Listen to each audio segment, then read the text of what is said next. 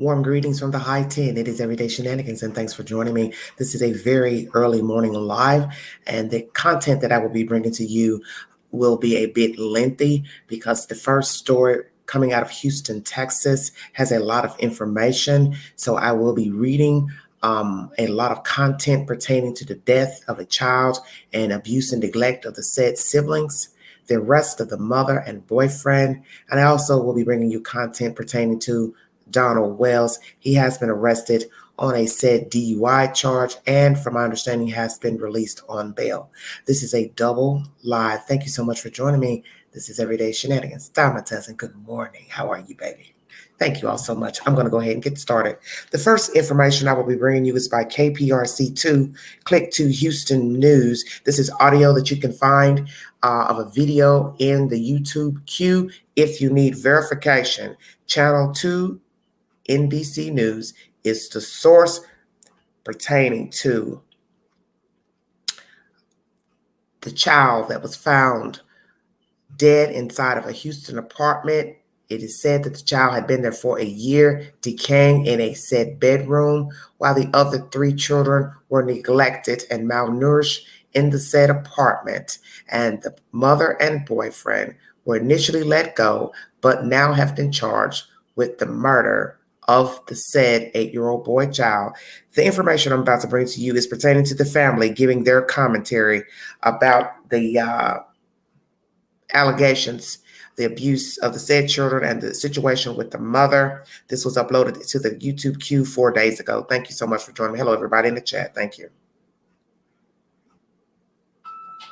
Hold on one second. Thank you all so much for joining me.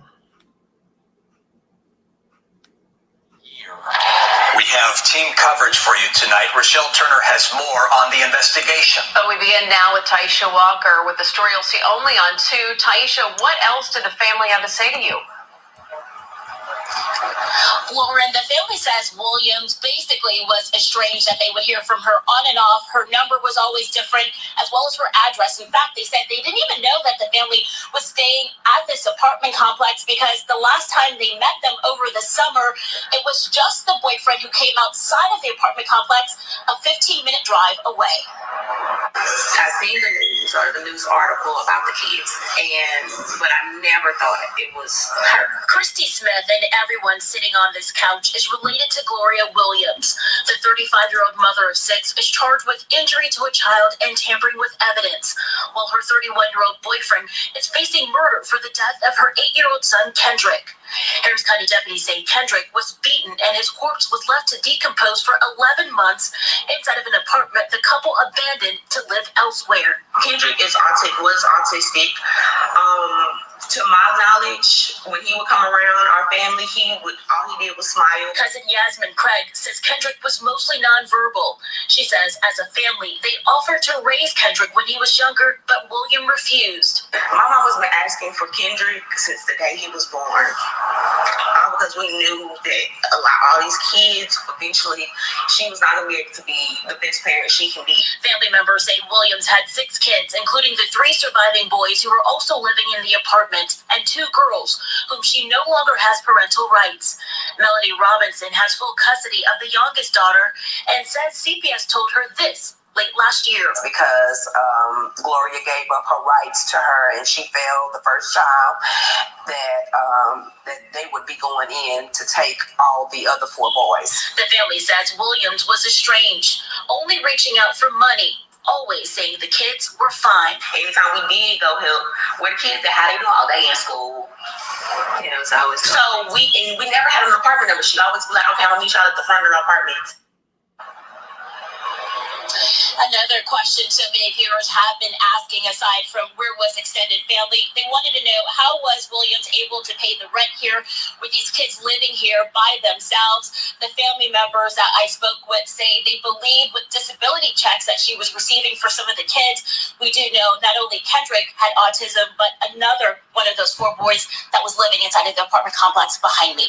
Reporting live in A-Leaf, Taisha Walker, KPRC 2 News. All right, everybody. Thank you so very much for joining me. That is KPRC 2 News out of Houston. This will be a very lengthy live, so you might want to get on about your way, make your coffee, whatever, and listen to the content because it's going to be very lengthy. The information that I'm going to be bringing to you. I'm playing you 3 sets of audio that is in the YouTube queue pertaining to this case. That is source number 1, Channel 2 News out of Houston. I will also be bringing you an article pertaining to the bio of this lady and her family and the children and their dealings with DHS. So this will be a very long live pertaining to the case out of Houston. And then I will go into the second case pertaining to Donna Wells. Thank you all so much for joining me. Okay, we'll pray for you. Oh, should everybody just, we'll keep it together. Thank you. God bless all of you, honey. Thank you so much for joining me. Okay. Now I'm going to try to get into my second source. Thank you so much. KPRC Channel 2 News was my first source. That was the family speaking out, telling you the excuses that the mother gave, why she couldn't let them see the children. They didn't know where she lived at one time or another. She stayed away from the family, She's had her children taken away from her. She has a total, allegedly, of 6 children, what we hear in this audio. I will be bringing you my next source of information pertaining to this horrific case out of Houston, Texas. The second source is ABC News Prime. This was uploaded also 4 days ago, and you will hear a commentary starting off by Miss Lindsay Davis. If you need verification for the source, ABC News is source number 2 pertaining to this case. 1 second. Thank you.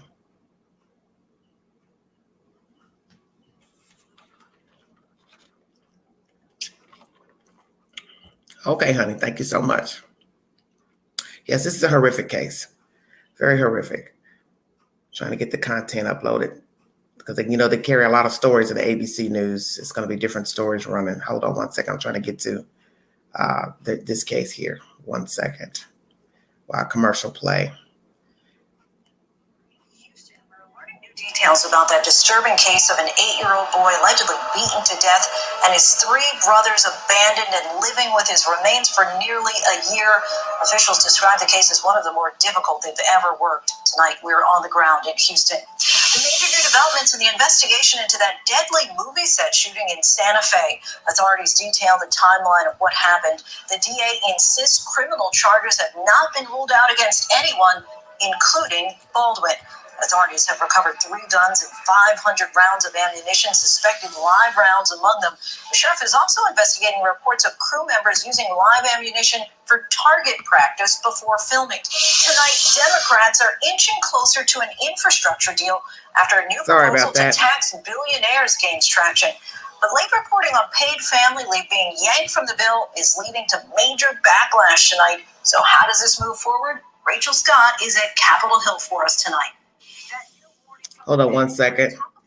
It's taking a little while to get to the content. I thought they were going to start talking about it. Hold on. Sheriff is also investigating for months with their brother's dead body. 1 second. Sorry about that, you guys. The stories are running into each other.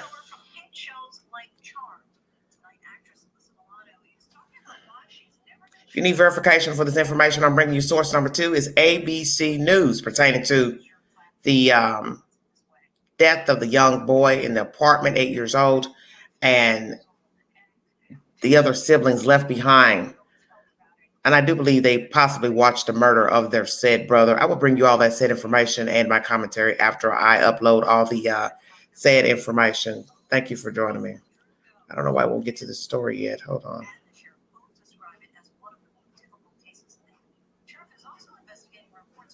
It's hard to go into it and start it.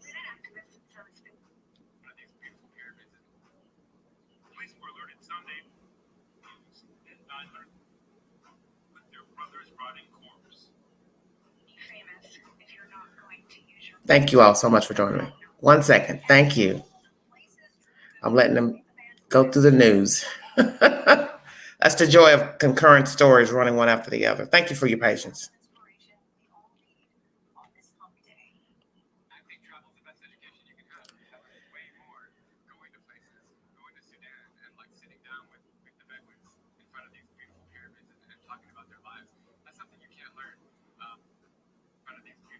May have to just go over it a little bit.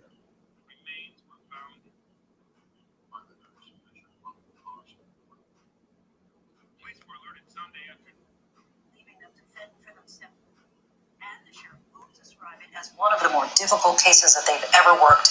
An 8-year-old boy allegedly murdered in his home, all while his 3 brothers were left alone, abandoned for months with their brother's dead body in sight. Their mother and her boyfriend allegedly leaving them to fend for themselves. Neighbors tell ABC News there were red flags at the apartment complex. Some say that they helped the children with food and charging their phones. Tonight, the children's mother is under arrest along with her boyfriend. He now faces murder charges. There are, of course, questions about how this could all happen and go on for months. On this busy Wednesday night, Zachary Keish leads us off from Houston. Tonight, a mother and her boyfriend are facing several criminal charges after the body of her 8-year-old son was found in their apartment. Police were alerted Sunday afternoon when her 15-year-old son called for help, saying his brother has been dead for a year. In my long time of working homicides, this one's up there. This one affected us. Brian Coulter, the boyfriend, is charged with first-degree murder, and Gloria Williams, the children's mother, is accused of tampering with evidence and injury to a child by omission. On Sunday, October 24th, 2021, at about 3:15 p.m., our deputies received a phone call from a 15-year-old child who advised that his brother had been dead for a year. Today, a judge setting Coulter's bond at $1 million and Williams at $900,000. I have looked at the alleged probable cause facts for this murder charge. I find that there is sufficient probable cause for the case to go forward. Police say the 8-year-old died of multiple blunt force injuries, adding his dry skeletal remains were found in plain view. We saw soiled carpet, no furniture at all. No bedding, no blankets, nothing like that we could see. And it appeared to have what I spent roaches and flies. The 3 children, ages 7, 9, and 15, were allegedly left alone for months with their brother's rotting corpse. They were just straightforward, but at the same time, though, you have that 1,000-yard stare. That blankness in the eyes. Authorities say that some of the children may be special needs and that they never reached out for help because they were scared. I believe it was absolute fear. I think that the beatings were consistent and mainly, involving the younger children. It was basically hoping or relying on his mother to at some point contact law enforcement and advise of his deceased brother in the house. The surviving kids were extremely malnourished and showed signs of physical abuse. Police believe Coulter assaulted the 9-year-old, whose fractured jaw requires surgery. They were very thin. One of the first things I asked them, what they are they hungry? And they said they were. And first thing, I don't know if it's because we're cops or what, but they wanted donuts. Local authorities tonight pointing the finger at Williams and Coulter. They're both abusers. He's an abuser and physically, and she's an abuser by omission. The neighbor says he didn't know what was going on across the hall, but they were red flags. Summertime, you see the flies flying around all over, and we came across. It's been the flies coming out of the drain have been worse over the last year. Yeah. Is that fair to say? Yeah, but we don't think about anything besides all the dirty garbage, all coming from the garbage, but we are not sure why they are coming from. He says several neighbors alerted apartment management about the foul odor. I understand the management company called your apartment. And what did they ask you? Yeah, they called me and they want to know, have you seen those guys? Your next door neighbor. I said, no, sir, can you go and knock on that door? I did, but nobody answered, so that's happened a few times. Another neighbor saying the 15-year-old would come charge his phone at their apartment, but would only accept certain foods. He would not eat anything that you made. You had to buy it, like it had to be a salad that was closed from the store or a pizza. This man, a neighbor who tried to help, spoke with our affiliate, KTRK. Phone, I asked him, I said, is everything all right? He's like, yes, sir. So then I asked him, were you going somewhere? He said, probably. And then he walked away. And about 7 minutes later, the police pulled up. Lindsay, just a heartbreaking story. It's had an undeniable impact on this neighborhood, and the folks that I've talked to say they wish they would have known. They wish they could have just done more to help. But the bottom line is that these youngsters were failed, not just by their immediate families, but by the school system, by Child Protective Services, and by apartment management. Lindsay? Zachary, thank you. For more on this, we bring in Harris County Sheriff Ed Gonzalez. Sheriff, thank you so much for your time tonight. Of course, you see a lot of tough stuff in your line of work. Ever seen anything like this? No, nothing quite like this. Previous to being sheriff, at one point in my professional career, I was a homicide detective and responded to many horrific scenes, and this one is really up there in terms of what we saw that day. It's just really heartbreaking and really shocks the conscience. Do we understand why mom and the boyfriend were living apart from the kids, and then why they were initially brought in for questioning and then released? That's part of what we still want to find out is the why. We know, based on the phone call we received from the teenager, that his mother and the boyfriend had not lived with them for many months, and that his brother had been in another part of the apartment that was deceased. And so it's all very troubling. We still don't know why. I think they just wanted to live apart from the kids, and we're neglecting them, and it's just a very sad situation all around. Do we know what prompted the 15-year-old to ultimately call police? Because neighbors have said that from time to time he would ask if he could get his phone charged, and so it seems that he had access to call for help. Why wait nearly a year after one of his siblings had been deceased?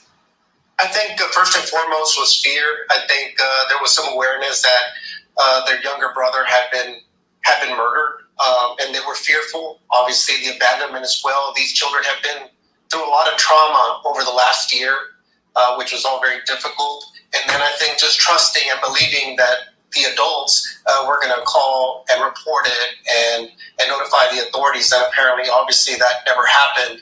And so I think just the trauma and everything of getting to them finally just couldn't take it anymore and finally made that call. And I'm so glad that they did.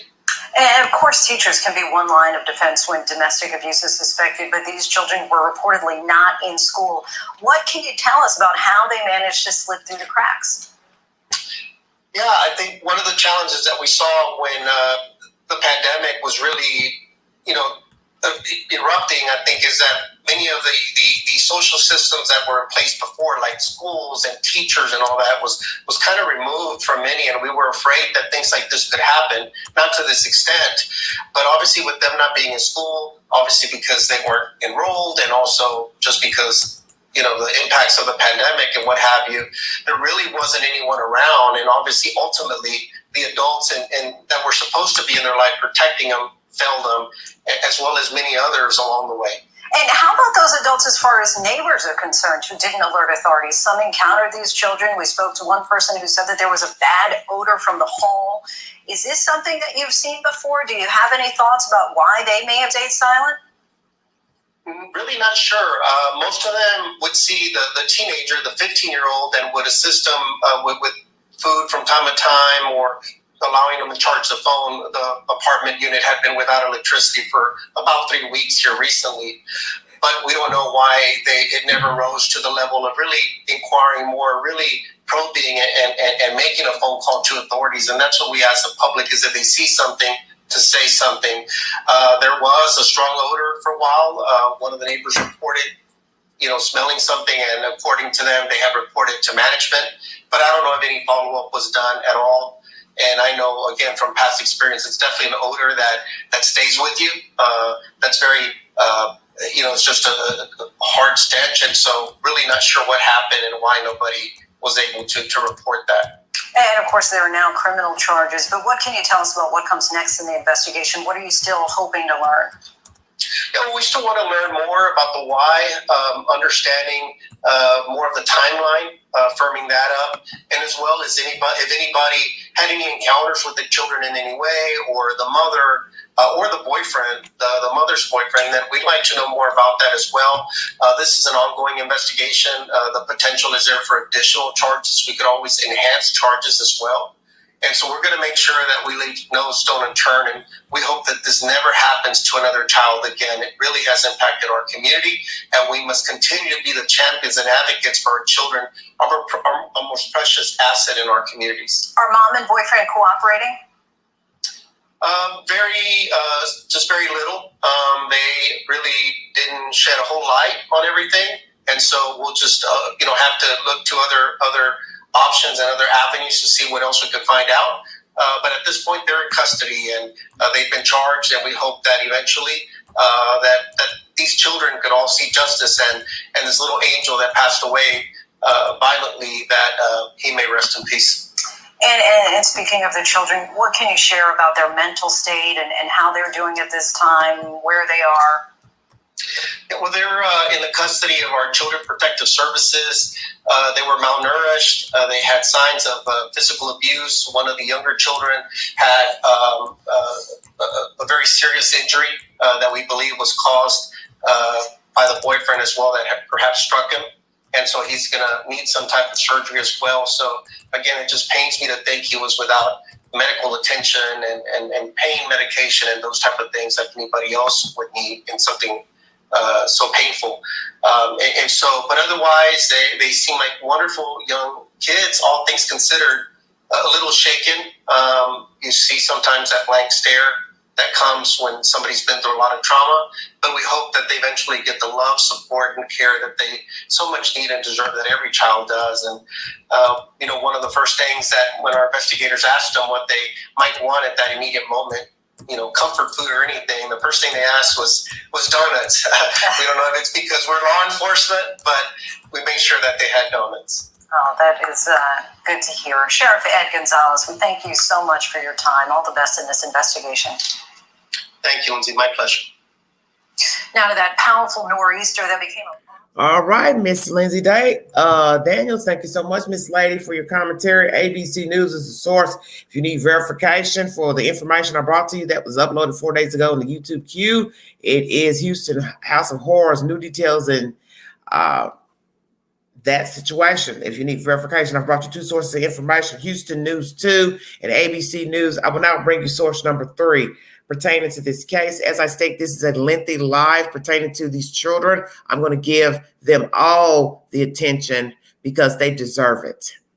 One baby boy dead, 8, and then his siblings left behind to watch him decay inside of a fucking Houston apartment. I am hot as butter.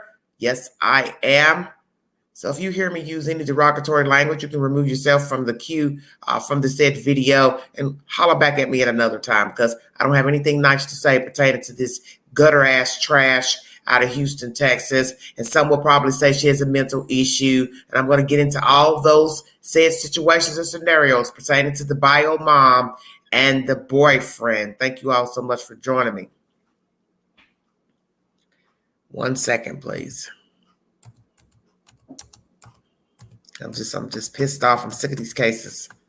It's just ridiculous. Prayers for the brothers, sisters left behind. Prayers for the other children left in the state's care.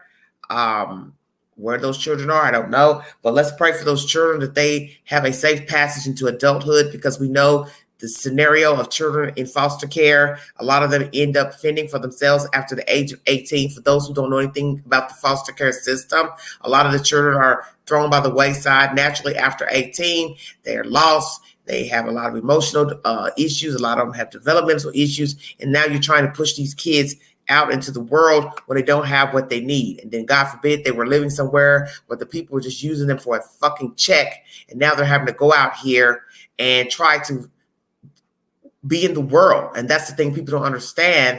And it's not to make excuses for people getting in trouble, but if you have not been taught anything, yeah, it's going to be probably hard for you to navigate in the world. That's just common sense. But the thing about it is, once you become 18, nobody cares what you went through. Nobody cares about what your mom, your dad did to you. Somebody locked you in a basement. Somebody abused you physically, sexually, mentally. People are looking at you as an adult, and they expect you to act as an adult. But you can't act as an adult when you haven't been taught anything. And it's a learning experience to be in the world. Whether you're 5, 10, 20, it's a learning experience.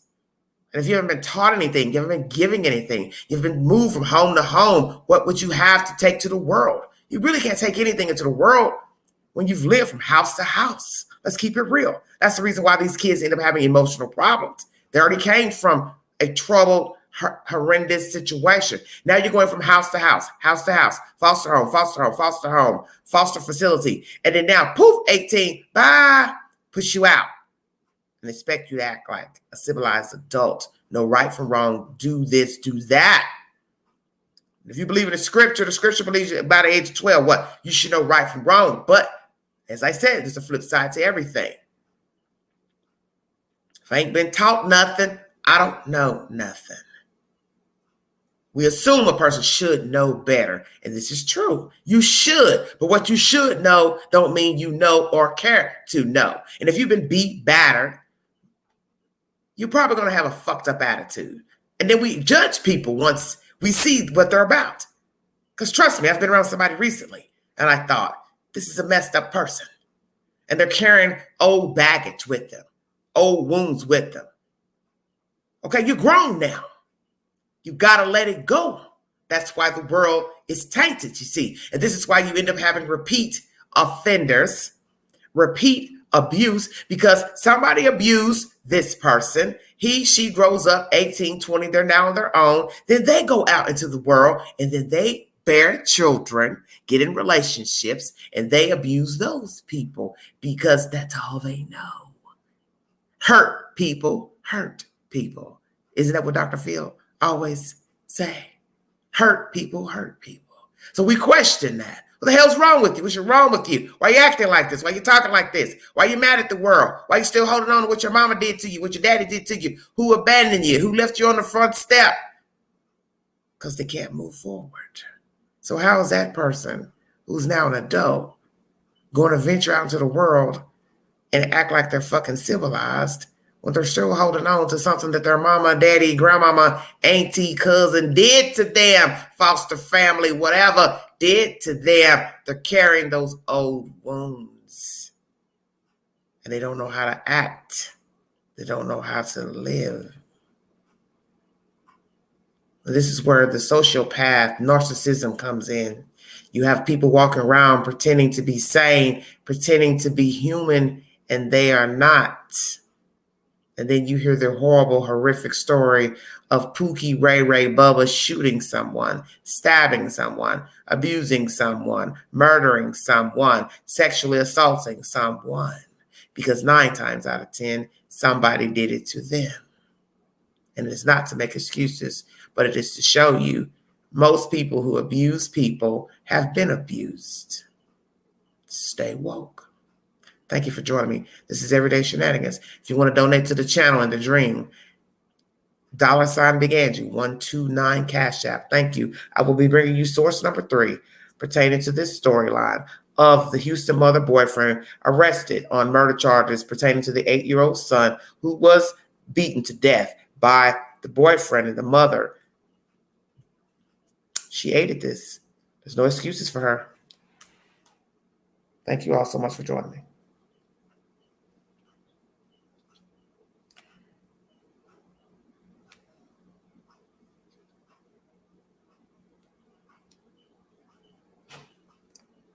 One second. This is something's going on. This happens every time I try to get in this phone. All right. My next source, this is source number 3 pertaining to the case out of Houston, Texas of the mother bio donor. I don't like using the word mother, mom. Bio donor, African-American female. The guy looks like he's Caucasian. If he's not, I stand corrected. I'll correct it. I don't have a problem with that. These two were in a relationship, abandoned the children, been gone, left the children to fend for themselves. One child was deteriorating, decaying inside of the apartment for about a year. I brought you 2 sources of information. ABC News Live was the last one, and KPRC Channel 2 News was source number 1 by Houston. The third source of information is by Court TV. Amen. This is about 8 minutes long, 9 minutes long. Bear with me, because as I said, this is a lengthy live pertaining to the children out of Houston, Texas, and the bio donor and her boyfriend being charged with murder of the 8-year-old son who lied decaying inside of the damn apartment for a year. Yeah, I said that because the news said that. Yeah. And I'm pissed off. Let me tell you. Queen's pissed off because you're talking about 1 year of smelling death in an apartment Other people suffering out of the apartment besides the damn kids. And ain't nobody got nothing to say. Department management. Oh, whoever is a manager, you need your ass beat too. Yeah, I'm calling your ass out too. You's a dirty bitch. Yeah, I'm saying it. I'm crunk today. And that's the Christian side of me talking. Because ain't no more passes for you all. You all are just making me sick to my damn stomach. I'm sick of these cases. I'm sick of these stories. Because this story right here don't make no damn sense to even be discussing this damn case.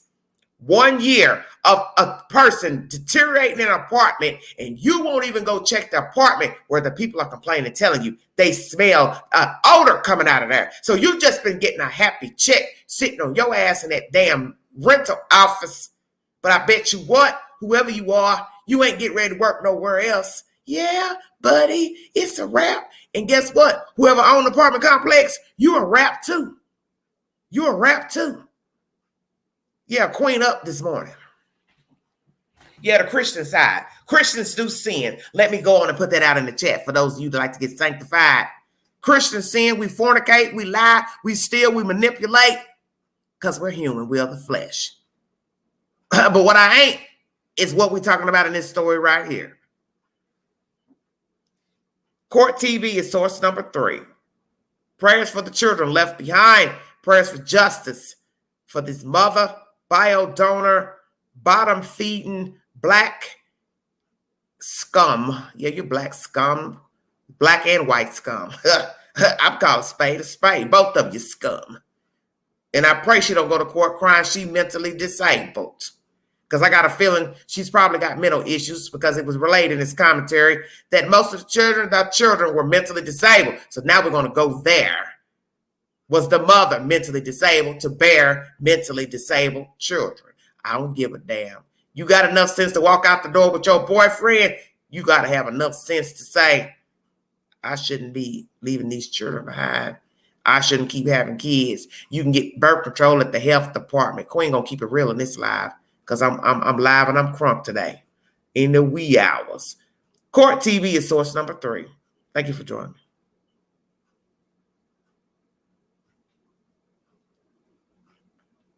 Siblings abandoned with brother's skeletal remains. The mess in the house. Where was he reporting? Where is the school? You know, teachers are mandated reporters. These children are missing school. If they're enrolled in school, hold on 1 second. Up here. Where are the caseworkers?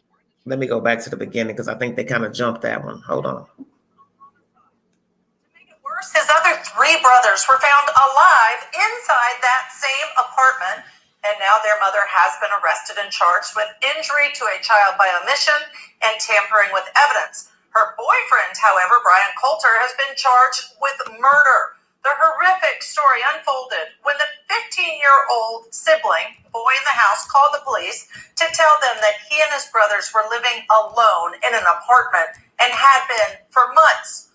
All this while the skeletal remains of his younger brother were in the other room in the same apartment. According to the sheriff's office, the younger children appeared to be malnourished and had physical injuries. Our affiliate KTRK spoke with some neighbors in that apartment complex. A living nightmare inside this apartment filled with twisted secrets. Neighbors knew the situation in this apartment wasn't normal, but they never imagined the true horror inside. 3 boys abandoned by their mother, living with the remains of what investigators believe to be their dead sibling. But I had no idea that it was a skeleton in the house. I never saw those other kids. The Harris County Sheriff's Office says the rent kept getting paid, but the mother hasn't been back in months. The 15-year-old relying on his neighbor, Erica Chapman, who started giving him food 6 months ago. You would not eat anything that you made. You had to buy it. Like, it had to be a salad that was closed from the store, or a pizza. Fruits had to still be in a bag. Another resident at City Park 2 at West Oaks Apartments, Boyd Thompson, also was feeding him. He once got a glance inside the apartment. House is empty. It's not furnished. It's just like trash, like debris from chips, pizza boxes. Without electricity, the 15-year-old asked Thompson to charge a cell phone shortly before calling 911 on Sunday. The last time when I charged the phone, I asked him, is everything all right? He was like, yes, sir. So then I asked him, were you going somewhere? He said, probably. And then he walked away.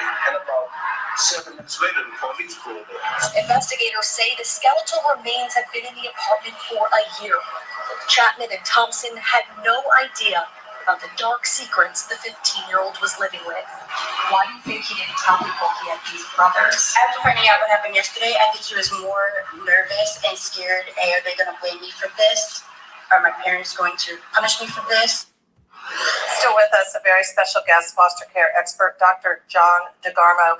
You know, John, no matter how long I do this, and I think I've heard it all because I've done child welfare for so many years, I still want to throw up when I hear these details because people don't think this can really happen, right? Like, there's no way this is true. Who abandons their children without food, without electricity, and one of them dead from a blunt force injury in the same apartment? But it happens, and this is not the only instance of it. You know, we talk about it takes a community to raise a village to raise a child. This is where the village failed this family. So many people are responsible for this. The neighbors, if the child is coming to the neighbors asking for food, after a while there should be some suspicion. The neighbors should have reported it. Where were the people who owned this building? If the person who stepped inside and saw the mess in the house, where was he reporting? Where's the school? You know, teachers are mandated reporters. These children are missing school. If they're enrolled in school, why isn't the school out here? Where are the caseworkers? Where are the child welfare agencies? Where are the police? Where are the members of the church, faith-based people in this community? The entire community failed these children. It could have been prevented.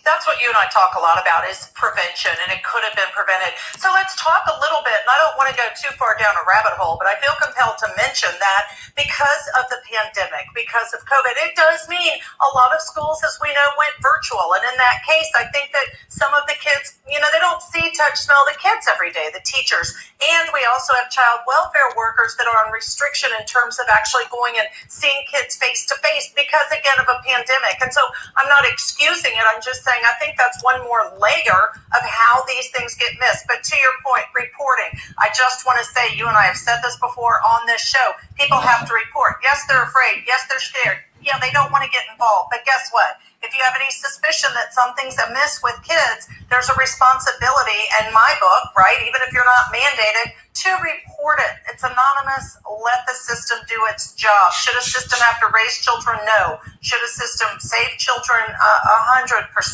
But let's shift gears about these children, because part of what I want to pick your brain about today is the trauma that these children have gone through. And it goes all kinds of trauma. They have the physical abuse. They have the lack of food. They have the dirty home. They have no electricity. They have no parenting, no supervision. You've got a 15-year-old likely parentified because he's raising the younger siblings. You've got the emotional neglect. You've got the medical neglect because one of the children, I want to report for our viewers, actually had a broken jaw that needed medical attention. So that child had been abandoned in this apartment while needing medical attention. So there's so many different sources of trauma. We know that affects brain development. We know that it changes these children. How do you, and you've been a foster parent for years, how do these children heal? What can be provided to these children to help them heal?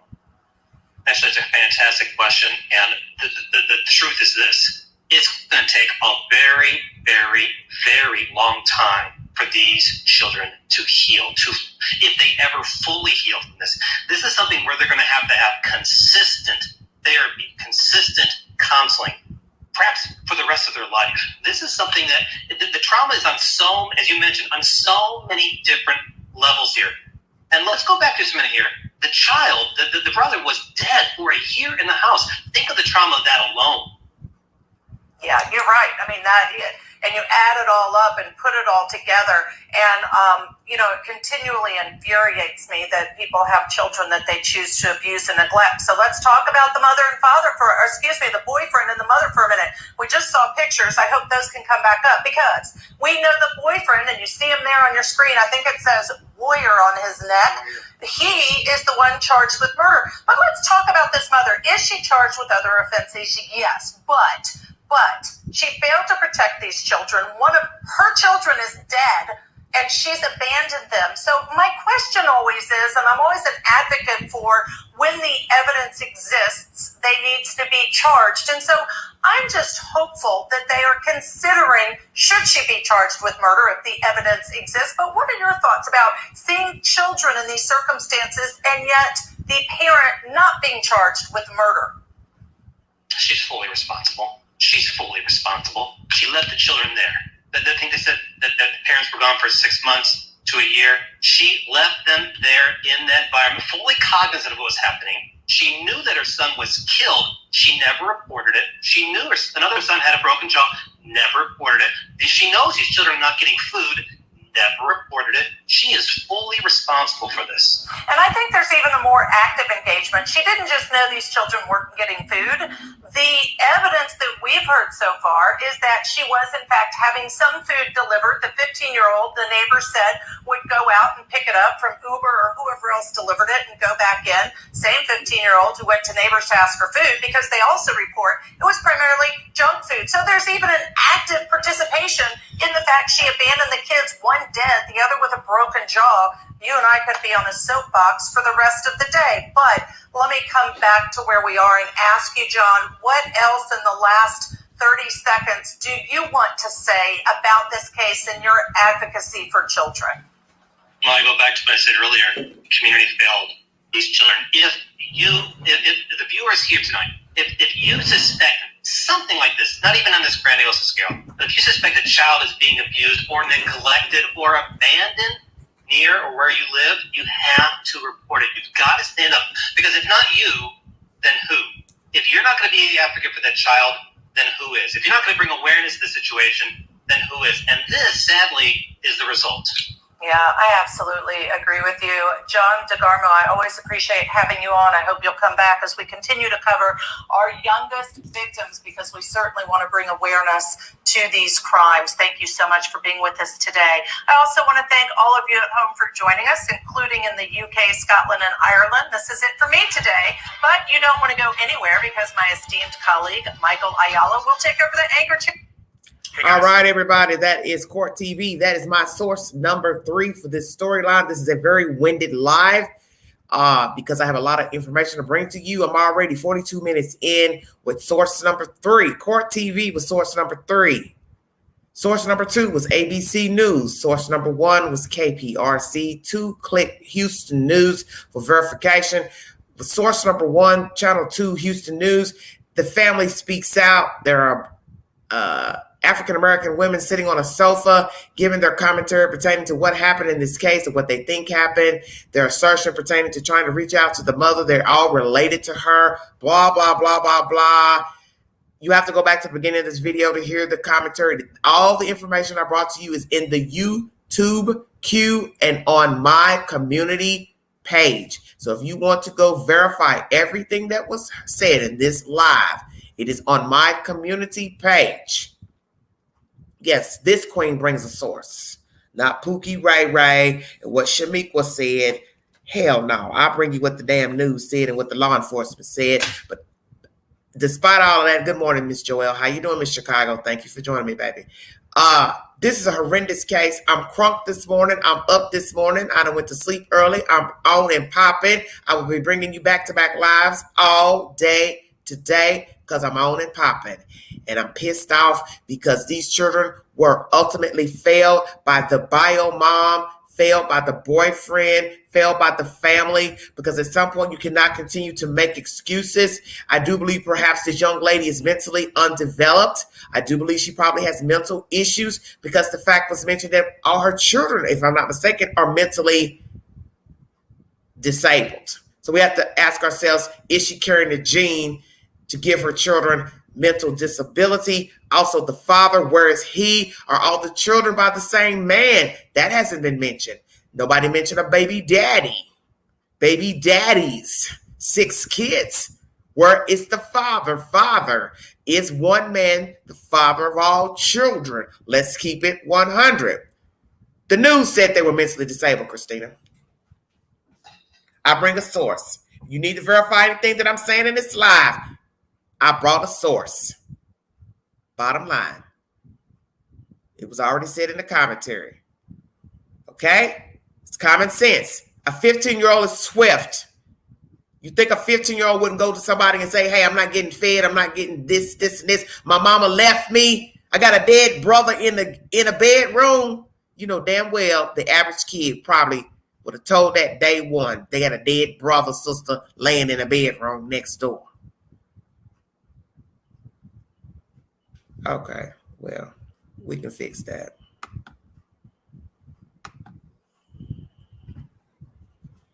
Thank you all for joining me.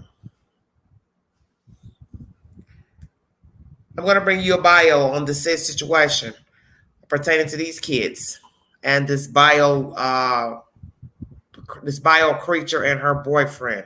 Thank you all for joining me. This is Everyday Shenanigans. If you want to donate to the channel in the dream, $ Big Angie, 129 Cash App. All super chats are welcome during the live. Amen. Thank you. God is good. This is by ABC13.com if you need verification for the story. Nubian, you ain't got to explain nothing to nobody. Let me tell y'all something from now on in the chat. Do not bicker with anybody in the chat about any information that has been brought. That is the purpose of me bringing a source in my lives. That way there should be no misunderstanding about what has been said in the commentary when I bring my commentary, because I bring a source.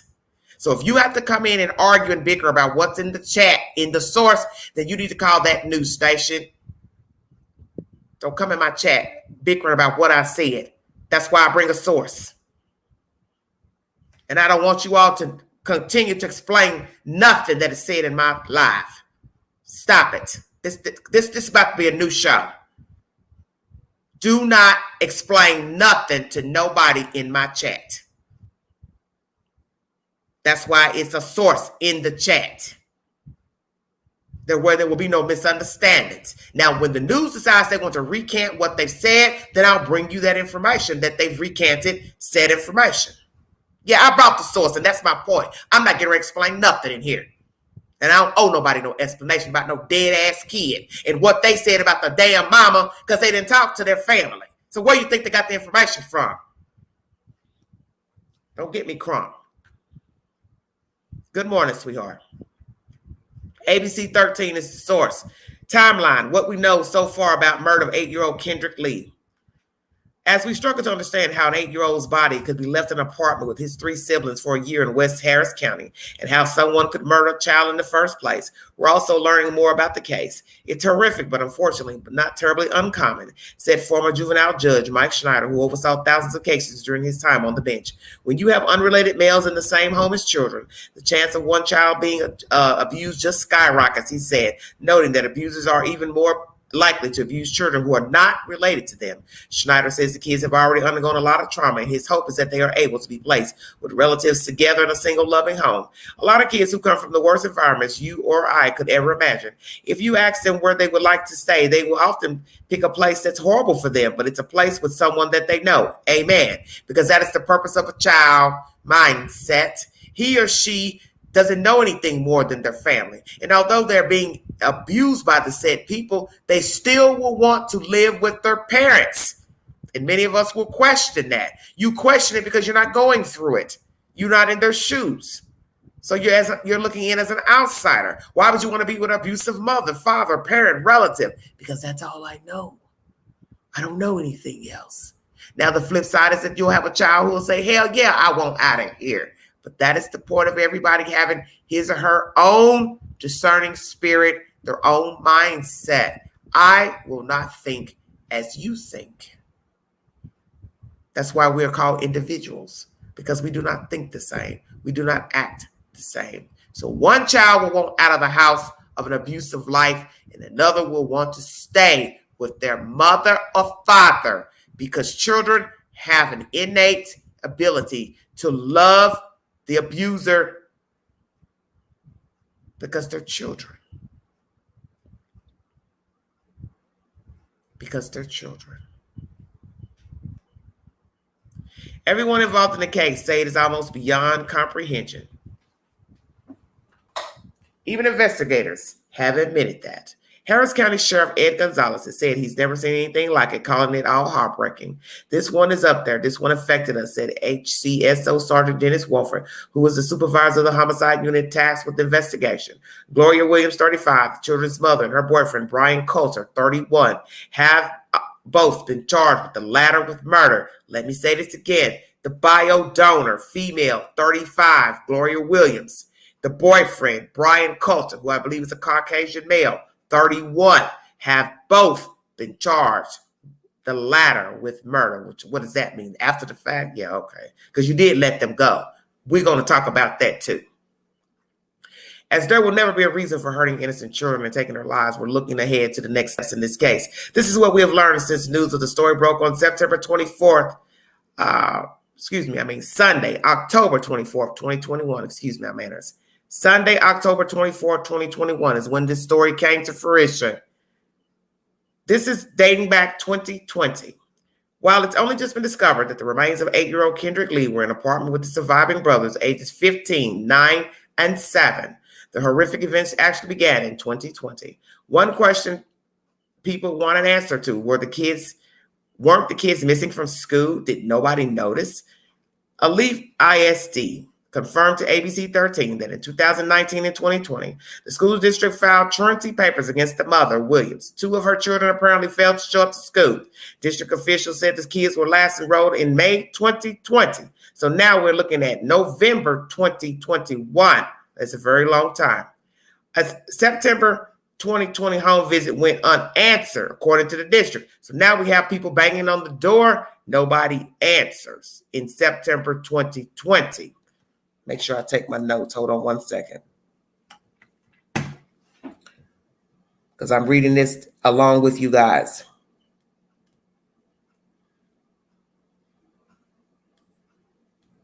Hold on one second.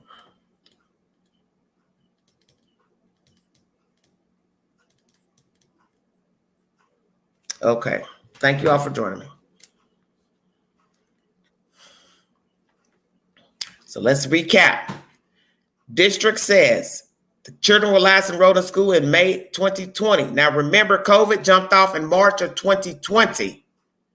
Okay? So that's April, May, 2 months after the fact of the COVID. September 2020 home visit went unanswered. So that's many months later. Sadly, shortly before Thanksgiving appears to be the last time that Lee would be alive. The holiday last year fell on November 26th. Let me put that down in my notes as well. Thanksgiving. This is horrific. I could just scream right now. Jesus Christ, help me. According to Sergeant Wolford, Coulter beat Lee to death sometime between November 20th and November 29th, 2020. I wonder where they got that information from. It's very interesting why they put it at that death. Obviously, the autopsy has put the death, because if you studied this type of forensics, anthropology, you know your game. Yes, failed by all.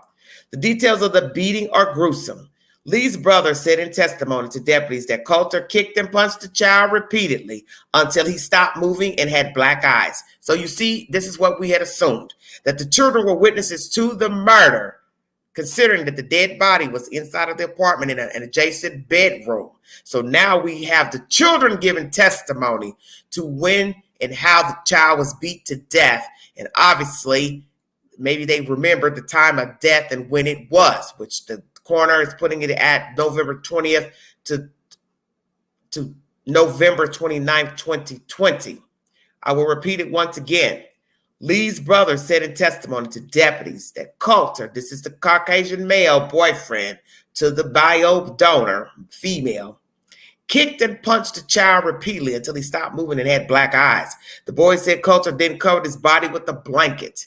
This all happened inside an apartment at City Park 2 in West Oaks on Greencrest near Attucks, Clodine, and the West Park Tollway.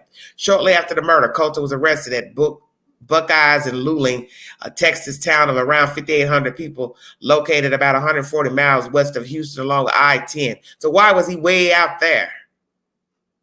5,800 people, that's not a whole lot of people. Why was he out there? Yeah, because you knew the cavalry was coming. Amen.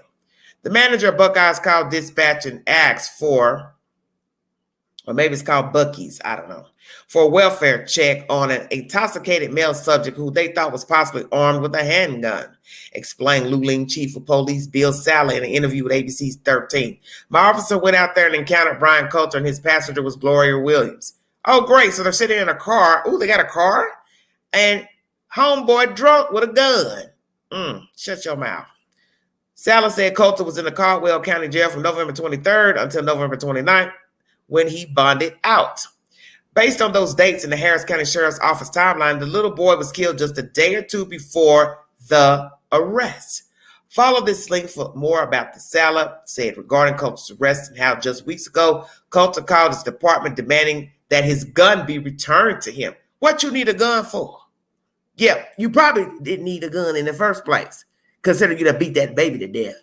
And then we'll later find out, let's see, is he a felon? Has a criminal background? What's his arrest record? Has the mother been in trouble? Does she have an arrest record? So many questions. There's not even enough paper I have up here for all the damn notes I got to take to bring you all the content because it's just ridiculous. What has happened in the early 1 year since Lee's murder? That is among the many pieces of the investigation officials are trying to put together. We know this. On Sunday, October 24, 2021, Harris County deputies responded to the scene at the apartment complex where Lee's skeletal remains were found and his siblings were left abandoned.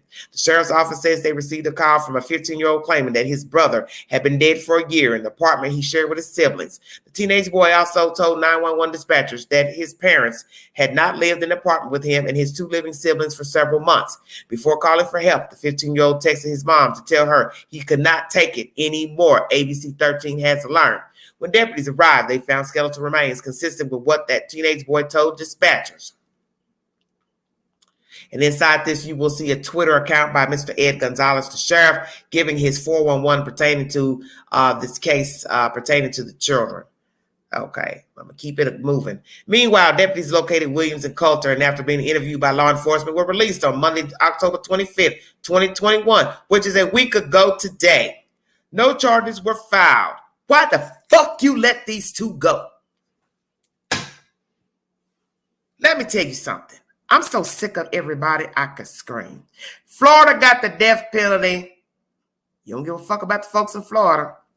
Texas got the death penalty. You don't give a fuck about the folks in Texas. You people kill me with the death penalty. All you fucking states got the death penalty, but you just let the people fucking go. Stand your ground, shoot him. I don't care. He was doing this. He looked like he was doing something. He had a hoodie on. He looked like he was about to rob somebody. You killed Trayvon Martin in Florida. Ooh, Casey Anthony, you let her go. Now we're in Texas. You got a dead fucking kid in an apartment for a fucking year, and you let the fucking mama and daddy go. Then you go hunt them down and then go arrest them. Hell, why even go look for them? Fuck it. Just fuck it. We ain't never seen nothing like this. Okay. You know what? Man, Lord have mercy. God, please give me strength. I'm pissed off. Monday, October 25th, 2021, no charges were filed. But the next day, Tuesday, October 26, 2021, the couple was charged. Williams with injury to a child by omission and tampering with evidence, a human corpse, and Coulter with murder. Let me repeat. On last Monday, they were let go. On the following Tuesday, the next day, on the 26th of October, they were both charged.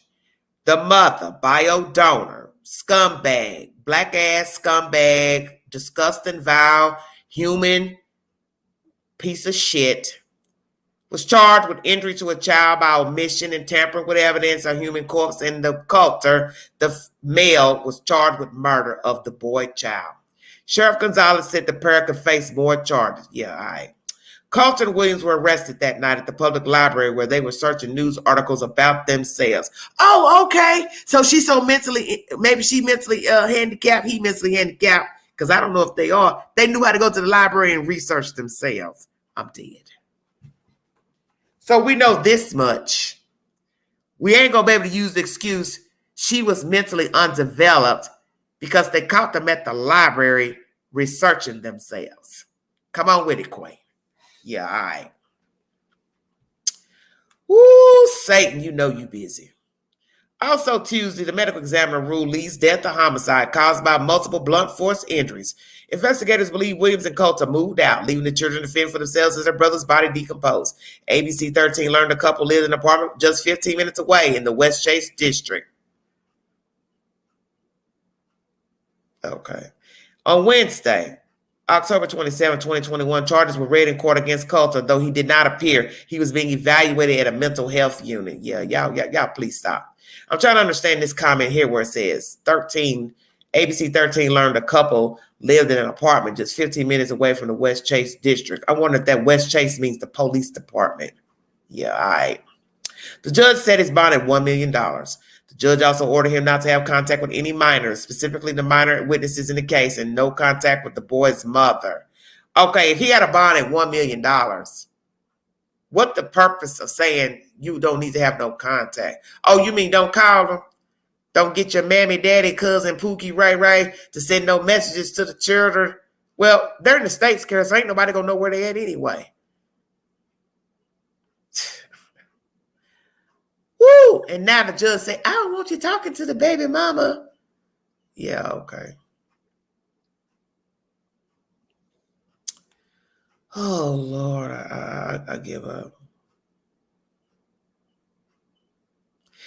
And then inside this article, there's a video, 2 videos, and it says, while the man charged with the boy's murder did not appear due to a mental health evaluation, a judge still set his bond and gave bond orders. A judge set Williams' bond at $900,000, $350,000 for injury, $350,000 for injury to a child, $300,000 for tampering with evidence, and $250,000 for injury by omission.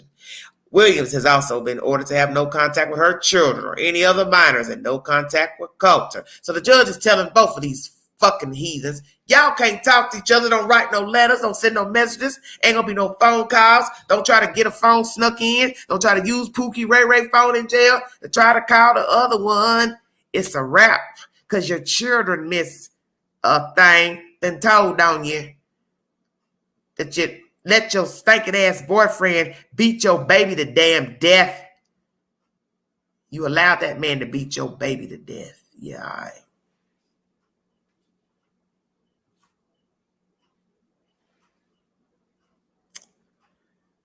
Oh, man, this shit's pissing me off. Coulter appeared before a judge, first time in this case, Thursday, October 28, 2021, which was a few days ago. The judge who was supposed to see Coulter recused himself from the case for personal reasons. It's unknown at this time what those reasons are, so another judge filled in. Okay, so Coulter went before the court on Thursday, the mail. The judge recused himself. Why, judge? You know him? Do you know this white boy? Because I'm curious now why you recused yourself. For personal reasons. Yeah, all right. When Coulter arrived, he walked in slowly, asking the judge several questions. At times, he appeared that he didn't understand what was being read to him. Coulter also asked the judge to repeat what the charge was against him and if he's convicted, if the sentence is indeed 5 to 99 years or life. Yeah, homeboy, 5 to 99 means just what it says. You're going to get 5 to 99. And let me tell you, you beat that baby to death and sat in that nasty ass apartment with that nasty ass baby mama. So both of you complicit to the death of that boy. You knew what you did, and y'all still laid up in that nasty ass house with bugs, flies, maggots, all that, knowing you beat the boy to death. And you got the nerve to walk in the court and ask the judge, well, Your Honor, you mean 5 to 99? Yes, that's what I meant. Or the legal injection in your arm. Which one you want? Yeah. How about we get the needle to the arm? Or go back to the old days, stand you in the town court and stone your ass to death, you and that black girl. Piss me off. The judge said yes, but also advised him to speak to his attorney because anything else in court can be used against him. Oh, Lord Jesus. They have a picture in this article of Kendrick. Oh, Lord, I'm about to have an emotional breakdown. It says, this is Kendrick Lee. He's the 8-year-old child who was beaten to death and left in an apartment with his brothers for nearly a year. His skeletal remains were discovered by authorities over the weekend. 2 of Kendrick's brothers recalled their mother's boyfriend kicking and punching the 8-year-old repeatedly until he stopped moving and had black eyes. The boy said the man now charged with his murder then covered his body with a blanket. If you need verification for this information I'm bringing to you, ABC 13 is the source. There's a picture of the little black boy inside of this photograph who is no longer living. God rest his soul. We're going to get justice for you, baby. We're going to get it. The initial judge's recusal has implications in the case, at least for now. Williams was expected to go before a judge on Friday. That appearance has now been pushed back.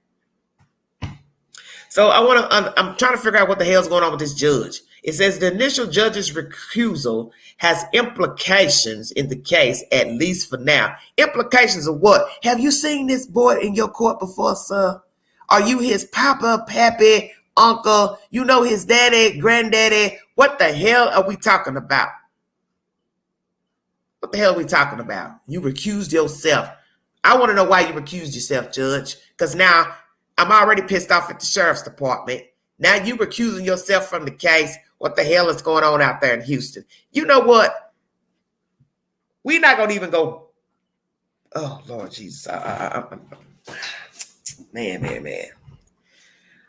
Woo. My article jumped off. This is just some sick shit here going on. Williams was expected to go before a judge on Friday. That appearance has now been pushed back. Both she and Colt are still in jail. This is pertaining to what do the neighbors know? I knew he was starving and needed food, quote unquote. Neighbors told ABC 13 the 15-year-old relied on them for food. Resident Erica Chapman said she noticed something was wrong and started to give the eldest child food 6 months ago. Chapman said the teen wouldn't accept cooked meals. He would only take packaged snacks, fruit, and pizza. I didn't want to push him away by asking questions because I knew he was starving and needed food, Chapman said. The apartment the boys were living in was in a deplorable condition, officials said. The unit reportedly had no furniture, no bedding, soiled carpet, and cockroach and fly infestations. But could the children have been discovered sooner? One neighbor told ABC 13 that she complained for months about the smell coming from the apartment where the boys were found, but nothing was done. And we're going to give you a little bit of information. This is pertaining to Miss Brooke Taylor, who obviously is a reporter for ABC 13 News. Here is a neighbor giving her commentary. You can check all this information out on ABC 13 if you need verification. Why do you think he didn't tell people he had these brothers? After finding out what happened yesterday, I think he was more nervous and scared. Hey, are they going to blame me for this? Are my parents going to punish me for this? Did you like the first piece of that I bought you? You say, what, the first one that we had? And that kind of made me wonder, why would he say we? Because I've always thought he was there by himself. Okay, that's neighbors giving their commentary pertaining to feeding the children and letting them use their facilities, their home to charge said phones. I'll get into all that commentary. I'm already in 1 hour and 7 minutes in. Thank you for joining me. This is Everyday Shenanigans. Another neighbor said she would see Colton Williams come and go, but never saw any children. A third neighbor, Trevor Thompson, described the 15-year-old as paranoid and said he was afraid of getting poisoned, which is why he would only accept certain food. Amen. Because that was the commentary I was going to bring you guys. Why did the boy not want certain types of food which were cooked? And that crossed my mind. Did he think perhaps somebody would poison him? So he obviously has to have said that to one of the neighbors to why he didn't want cooked food. Well, naturally, he's sitting in an apartment with a dead corpse. A boyfriend beating the kids to death. One of the youngest ones had a broken jaw. One's dead in another room. Hell yeah, I don't trust nobody. Hell yeah, I don't trust nobody. And this is so interesting that this was said by a neighbor because I was thinking this yesterday. Why is it that the child did not want cooked food? He was afraid of being poisoned. Sweet Jesus. I am lost in words right now. Oh, a few times I noticed the lights weren't on and it was quiet upstairs, so I figured there was trouble because the parents haven't been there in a while, Thompson said. One day he came here and knocked on the door and asked if he could use the charger, and we built a bond from there. I started offering him food because I knew he needed more than just a charger. Two neighbors said they never called authorities because they didn't understand the magnitude of the situation. They said the 15-year-old kept to himself and was quiet and didn't answer many questions. According to the sheriff's office, after they were discovered, all three surviving boys were taken to the hospital where doctors said they were malnourished with injuries. Investigators believe Coulter beat the 9-year-old and caused an injury about 3 weeks ago. No medical attention was given at the time. The boy will soon undergo surgery, officials said. While we know that Williams is the children's mother, Coulter is not their father. Sheriff Gonzalez said it appears some of them have different fathers. Okay, that is one question I had in the beginning. Who are the fathers? Where are the fathers? Now we find out the children had different fathers. Investigators believe one father is deceased and the other is not in the picture and has no contact with the kids. Investigators said the boys have special needs, noting that early information indicates that at least 2 of the boys have autism. So for the busy bee that was in my chat needing a fucking source, well, here's your source with ABC 13, another source, that at least 2 of the boys have autism. Did you hear that? The investigators say they have special needs for the dodo bird that wants to come into this playhouse and question the queen about her content and her sources. Goofy ass. Williams reportedly told deputies she witnessed her boyfriend punching her now deceased son in November 2020 and that she tried to stop him. The next day, she said she went back into the room where the beating took place and found the 8-year-old deceased under the blanket. So now, when I bring you the information pertaining to her charges, which is omission, that means she told the authorities that he beat her child to death. And the fact that she let that go on, she never reported to authorities, she's charged. She's complicit for not calling 911. Okay? So the mother has admitted that she knew that he beat her child. It says right here, she witnessed her boyfriend punching her now deceased son in November 2020 and that she tried to stop him.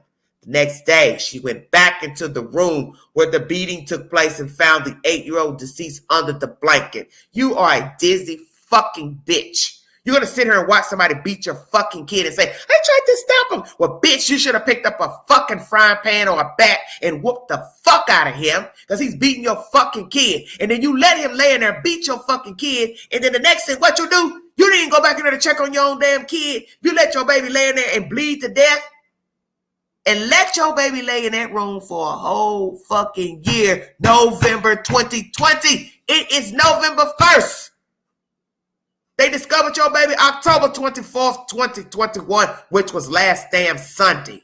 Man, if I had 3 minutes with you, that white boy, and that fucking apartment manager, I'd scrape all 3 of you raw. I scrape you raw. So I don't want to hear nothing about she's mentally disturbed because guess what? She watched him beat her baby and she never went in to check on her baby until the next day. And then she still let her baby lie in that room dead for almost a year. Almost a year. She allowed her baby to lie in that room, beat to death by her stinking ass boyfriend.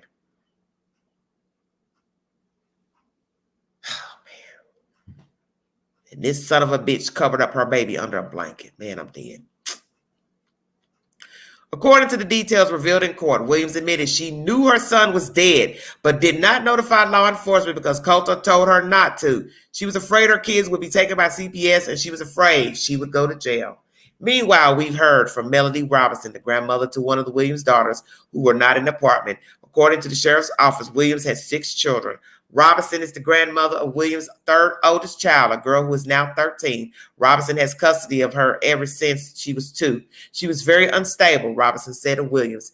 Robinson said Williams and her son previously were together for about 3 years. At one point, they all lived together at Robinson's home, including the now 15-year-old who made the dreadful 911 call on Sunday, during which he revealed the terrible conditions in which he and his brothers had been living for months. So this lady, Miss Robinson, is giving testimony that her son was with this woman and they lived at her house at some point. Okay? One of the grandmothers of one of the children, girl children, that is not in the custody of the bio mom. That's one of the questions everyone wants to know. Why did he wait so long? Robinson asked. When somebody has scared you and has had you, you watched this man kill your brother. You watched him break your other brother's jaw. You know I'd be afraid too. For anybody that needs any confirmation for the information that I'm bringing, the youngest child has a broke jaw who needs medical attention and surgery for the jaw broken by the said boyfriend.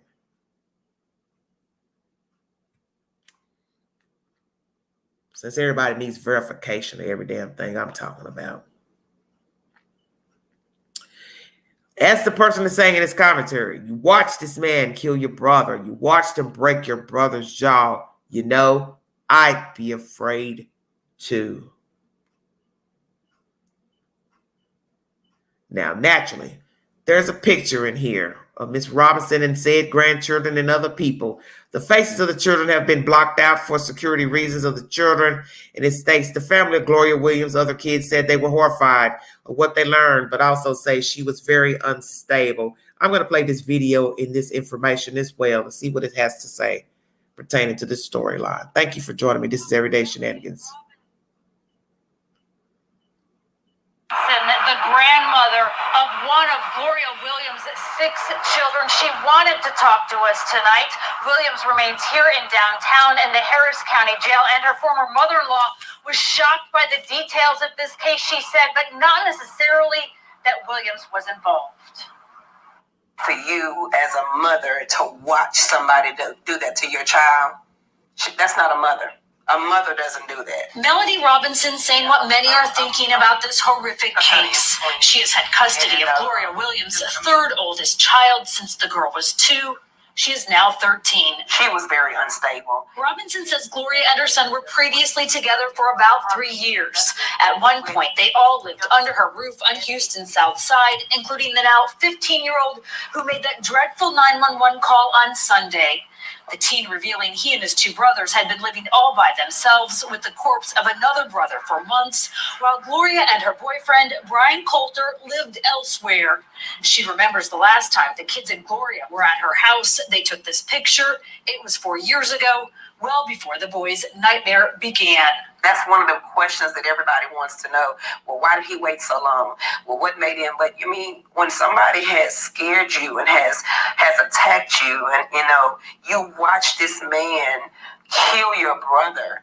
You watched him break your other brother's jaw. I'm afraid. I'd probably be afraid for my life too. Coulter, who Robinson never met, is charged with murder, accused of beating the boy, now identified as 8-year-old Kendrick Lee, to death around Thanksgiving of last year. He and Gloria, investigators say, then left his body to rot under a blanket. Tonight, hit me up, bro. You ain't got enough talent. This is the 31-year-old on Instagram. In a statement to ABC 13, his family said, in part, quote, "This is not who we raised our son to be. Our hearts and prayers go out to those brave children. Our relationship with Brian has been distant for years." I really don't understand it. Robinson says Gloria always refused help from her family. She is relieved she fought for her granddaughter and hurts for her half-brothers who weren't as lucky. Our job as a mother is to protect our children, and that she failed that baby. She failed her kids, let me say that, in that area. She did not protect them, period. Jessica Willey, ABC 13 Eyewitness News. All right, that's ABC 13 News for the source of information I'm currently reading to you at the moment. This is a video that was in the queue. Thank you all for joining me so much. Nubian, you have a nice day. Okay, I'm going to read a note that's been put in this article because, as you know, this is a developing story, so information will change as law officials get the said information pertaining to the suspects and the children. The ages of the 3 boys, as provided by authorities, have changed as more details have been released about the case. At press conference, officials said the surviving brothers are 15, 9, and 7, and the deceased boy was 8 at the time of his death last year after initially saying that he was 9. So naturally, the little boy probably died at the age of 8 and has had a current birthday, which would make him 9 if he happened to be alive at this time. If you need verification for anything that I have said in this information box, ABC 13 is the source. And if you need any updates on this story, follow Maya Shea on Facebook, Twitter, and Instagram. Okay. I'm going to recap everything that's pertaining to this. 9-year-old has been dead inside Southwest Houston apartment for a year. 3 other kids were abandoned. No charges filed. Mother and boyfriend released after 9-year-old found dead. That was last week. Mother and boyfriend arrested in connection with the 8-year-old's decomposing body. They got that arrest the next day, which was on last Tuesday. The arrest came forward for both parties. Bio donor, male, female, and boyfriend, African-American female, and what believes to be a Caucasian male. As you hear in this commentary, the parents have given a statement pertaining to their dusty-ass son, that he is not the son that they raised. Well, whose son is he then?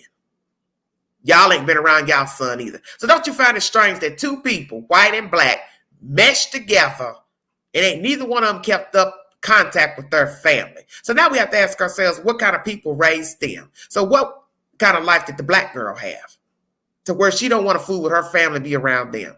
Number 2, the man she's took up with that's beating her kids, probably beating her too.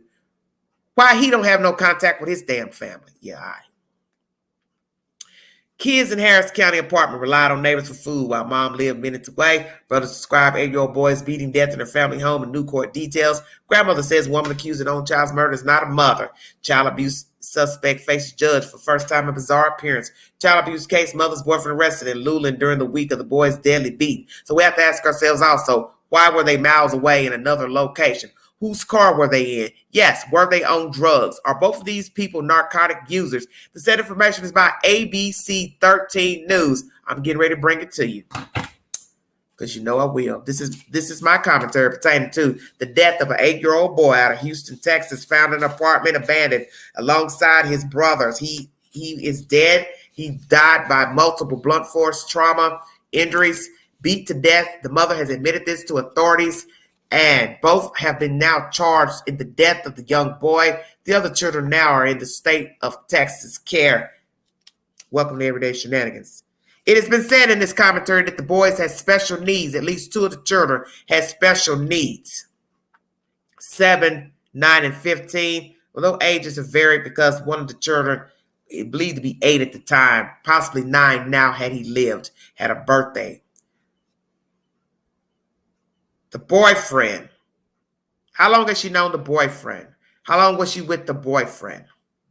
How long were they dating each other? How long did they live in that apartment with each other? Does he have children? Let's just go. We're going to go to the belly of the beast.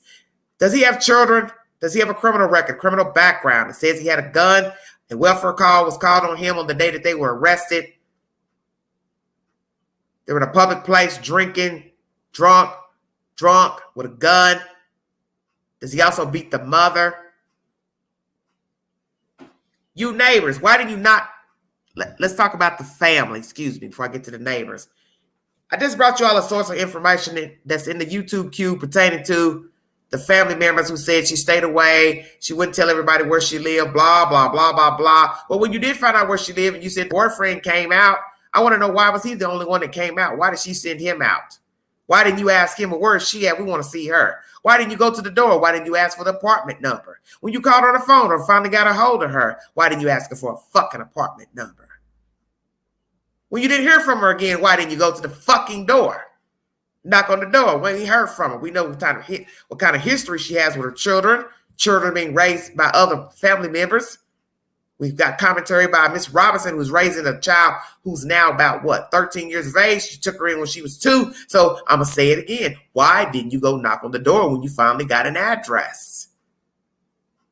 Yeah, okay. You knew of these children being abused, did you not? The 6 children total that she has? You said in commentary that she failed the first child. We also know that the state's been involved in her personal business. So what are the allegations against her? Child abuse, obviously. Maybe that's why she moved around, because she's had history with DHS in the state of Texas. So if I keep moving around, I don't tell anybody where I am. I don't have to worry about anybody calling in on me, coming in the house, seeing that I don't have any food, furniture, beds, bedding, covers, toiletries, utilities, That goes to the apartment management. You're full of shit as well. Now, I don't know if this is an apartment that goes by your income or if she had a voucher, city voucher, but nonetheless, somebody should have known what the fuck was going on in this apartment besides DHS, besides her family. the apartment manager. You should know what's going on. Your ass gets a fucking check for working there. You should know what the fuck is going on in your fucking apartment. See, this is what I tell you about folks. Because I'm going to say this about my own damn race. We know every fucking thing about other people. We know when they got a new car, when they got a new man, new woman, when they had a baby, when they had a party, who's chiefing, smoking, getting drunk, turned up. But you don't know fucking that there's a fucking dead body in a damn apartment. You don't know that? Oh, it smells in there. I smell something. I've been told that death has its own unique smell. That when you smell it, you will know it. Because there is no smell on earth like the smell of a dead body. So I'm going to say this one more damn time. What the fuck is wrong with this crazy ass apartment manager?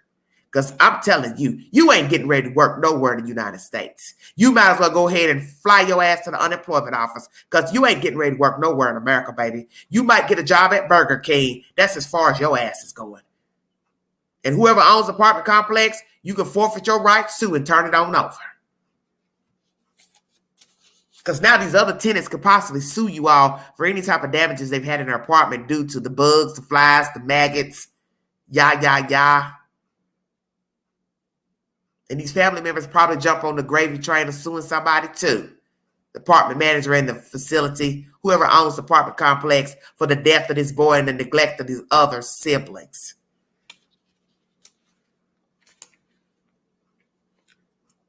The mother lied about the children going to school. She's been served with papers for truancy last year. As you know, last year we were in COVID, March of 2020. They state that in May, there are issues with her and the children. September 2020 is when she was served, I guess, paperwork about truancy. May or 2020, I'm getting them mixed up. May to September, let's go there. May to September. So May, somebody's saying something about the kids not going to school. So obviously in Houston, the kids are still going to school May 2020. September 2020, she's being investigated and somebody's knocking on the door. Excuse my discrepancy. So in September 2020, this heathen doesn't open the damn door. She gets a truancy letter May of 2020. So let's go here. May, June, July, August, September. 4 months later, somebody's come knocking on the door. A little bit late for that. Because her kids are getting beat the fuck up by the boyfriend. And who's to say she wasn't beating her kids too, cursing them out, calling them everything but the child of God. They already told you what the apartment looked like. She ain't had nothing in it. So you mean to tell me she been living in this apartment for God knows how long? How long she been living in an apartment? It ain't got nothing in it. I'll wait. When was the last time they had an inspection besides here recently? Was the apartment in the same condition a year ago when they had an inspection? See, these are all the questions you have to ask because there's so many questions to this story. They're endless. The fucking questions.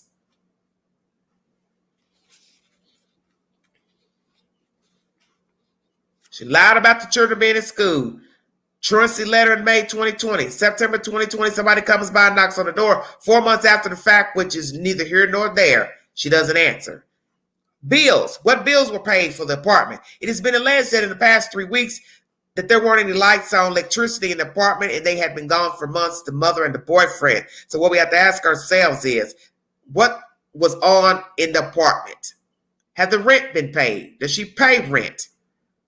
The little boy, 15-year-old, is charging his phone, so that means he had access to a cell phone. He's using other neighbors to use their phone charger, blah, blah, blah, to talk. Did he actually have minutes on the phone, actual unlimited plan to talk on a phone, or was he on Wi-Fi? You have to ask all these set questions pertaining to the storyline. Once again, how long was his mother dating him? What the fuck was wrong with the management? Why didn't anybody call the police when they saw the children begging for food? The 15-year-old wanting food that's covered up. We now get information that he felt like he was being poisoned. So that's why he didn't want cooked food. I was questioning that a day or so ago. Why did the child only want to eat covered food? This is baffling to me. because you neighbors saw him and others begging for food, feeding him, giving him access to a charger. You should have called the police. And let me say this while I'm live. From now on, do not call DHS about child abuse allegations, neglected children. Call the fucking police, because it will be the police's job to then call the state if they deem the situation dire. No more calling DHS and leaving messages on the 1-800 number. Let's skip all that. Call the police directly. Once you see the children outside all damn day playing, they're soiling themselves, they're peeing on themselves, they're using the bathroom outside, nobody's contending to them, they're begging for food, this and that, just call the damn police and let the police do the rest. Other children had wounds on them. The smallest child, who was left behind alive with the siblings inside of the apartment, has a broken jaw that requires surgery. So this piece of shit was beating all these children, obviously. You already killed one kid, and that's possibly the reason why the 15-year-old never called the police, because many of us were questioning this at the beginning of the story. Why are these people not calling the police? Why aren't these children calling the police? Well, we now know why he didn't. He was scared for his life, his safety. These people have been living in his house with him, beating him, his brothers and sisters, whomever. They don't have adequate bedding, beds, toiletries, food. So he stayed quiet. It's also alleged in the commentary that I just brought you that that same 15-year-old called his mother and told her, I can't take it anymore. I'm done. I'm out. So he called 911 and let them know the secret that they all have been living with inside that filthy-ass apartment, Houston, Texas. No bedding, soiled carpet, roaches, bugs. Children wanting food. This is disgraceful. Where were the parents staying? The mother and the boyfriend, bio donor. Are these drug users? The neighbors complained about a foul odor coming out the apartment for months, years.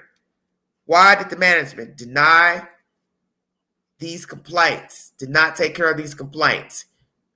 It is alleged by one of the neighbors that the manager called this said male and asked him to knock on the door. He knocked on the door. There was no answer. What the hell is wrong with you? This is your fucking job, lady, man, to assess the situation. So when a neighbor and neighbors call you to tell you they smell a rank odor, such as death, why didn't you get up off your happy ass and walk over to the apartment and knock on the door yourself? You would have smelled it had you knocked on the damn door. Or are we saying that you did knock on the door and you just didn't give a damn? Oh, they're just nasty people. I don't give a fuck. So long as I get my check, I don't care. Well, guess what? You won't be getting no more damn checks from this apartment complex, because you and this apartment complex are on the wire now. You're public enemy number one. And nobody's ever going to hire you to do a damn thing. The only thing you might be able to do is shuffle shit from a pigsty. Did you hear that? Yeah, the queen said that. My mouth is filthy during this live. If you cannot listen to it, please remove yourself, because I don't give a damn today. Because I'm sick of these stories about these kids. And this is the most atrociousness that you can come across, besides finding out that the child's been buried some damn where for a year, stuffed in a tub, in an attic, in a backyard, and ain't nobody came around to ask nothing about your damn kids. And that is the whole point, that people tend to believe the versions and the stories that they get from the parents and the caretakers. So therefore, who's going to keep inquiring about the kids? But we're going to thank the Lord in these other situations, such as the Daybell case. Somebody stayed on the horn about them damn kids, and justice came home. Amen.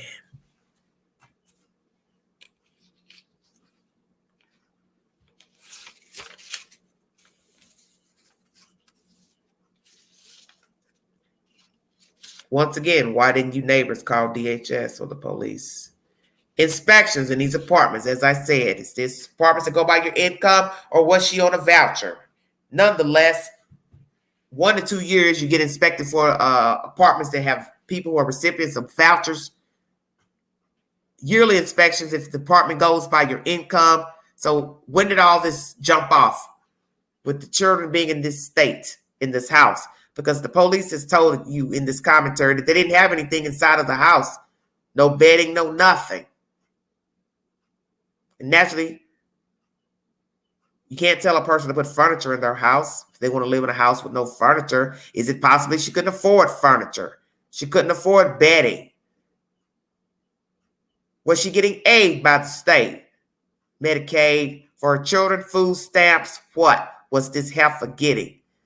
Is she and the boyfriend, or were they at the time, using drugs, possibly selling anything getting from the aid, such as food stamps, selling food stamps? What the hell was going on with this chick? And we know she knows right from wrong because she admitted that she watched them beat her child, and she left them in there and went in the room the next day and still didn't call 911. So she's complicit as if she had beat the child to death herself, and she knows right from wrong. So we're not going to give this heifer a pass. No, ma'am.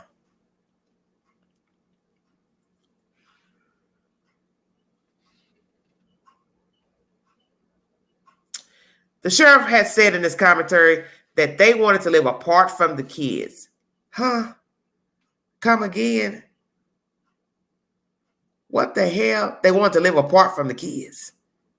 Well, if she wanted to live apart from her kids, she should have called the state and told them to come get her damn children.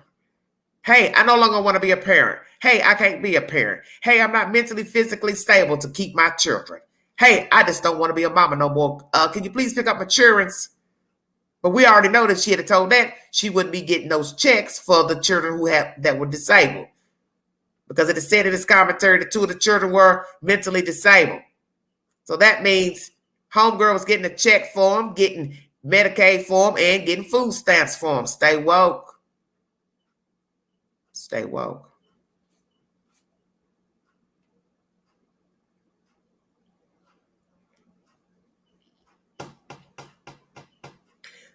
Everyone's questioning why the 15-year-old never called law enforcement, family members, whomever, management, neighbors, to his situation in the apartment with his said siblings.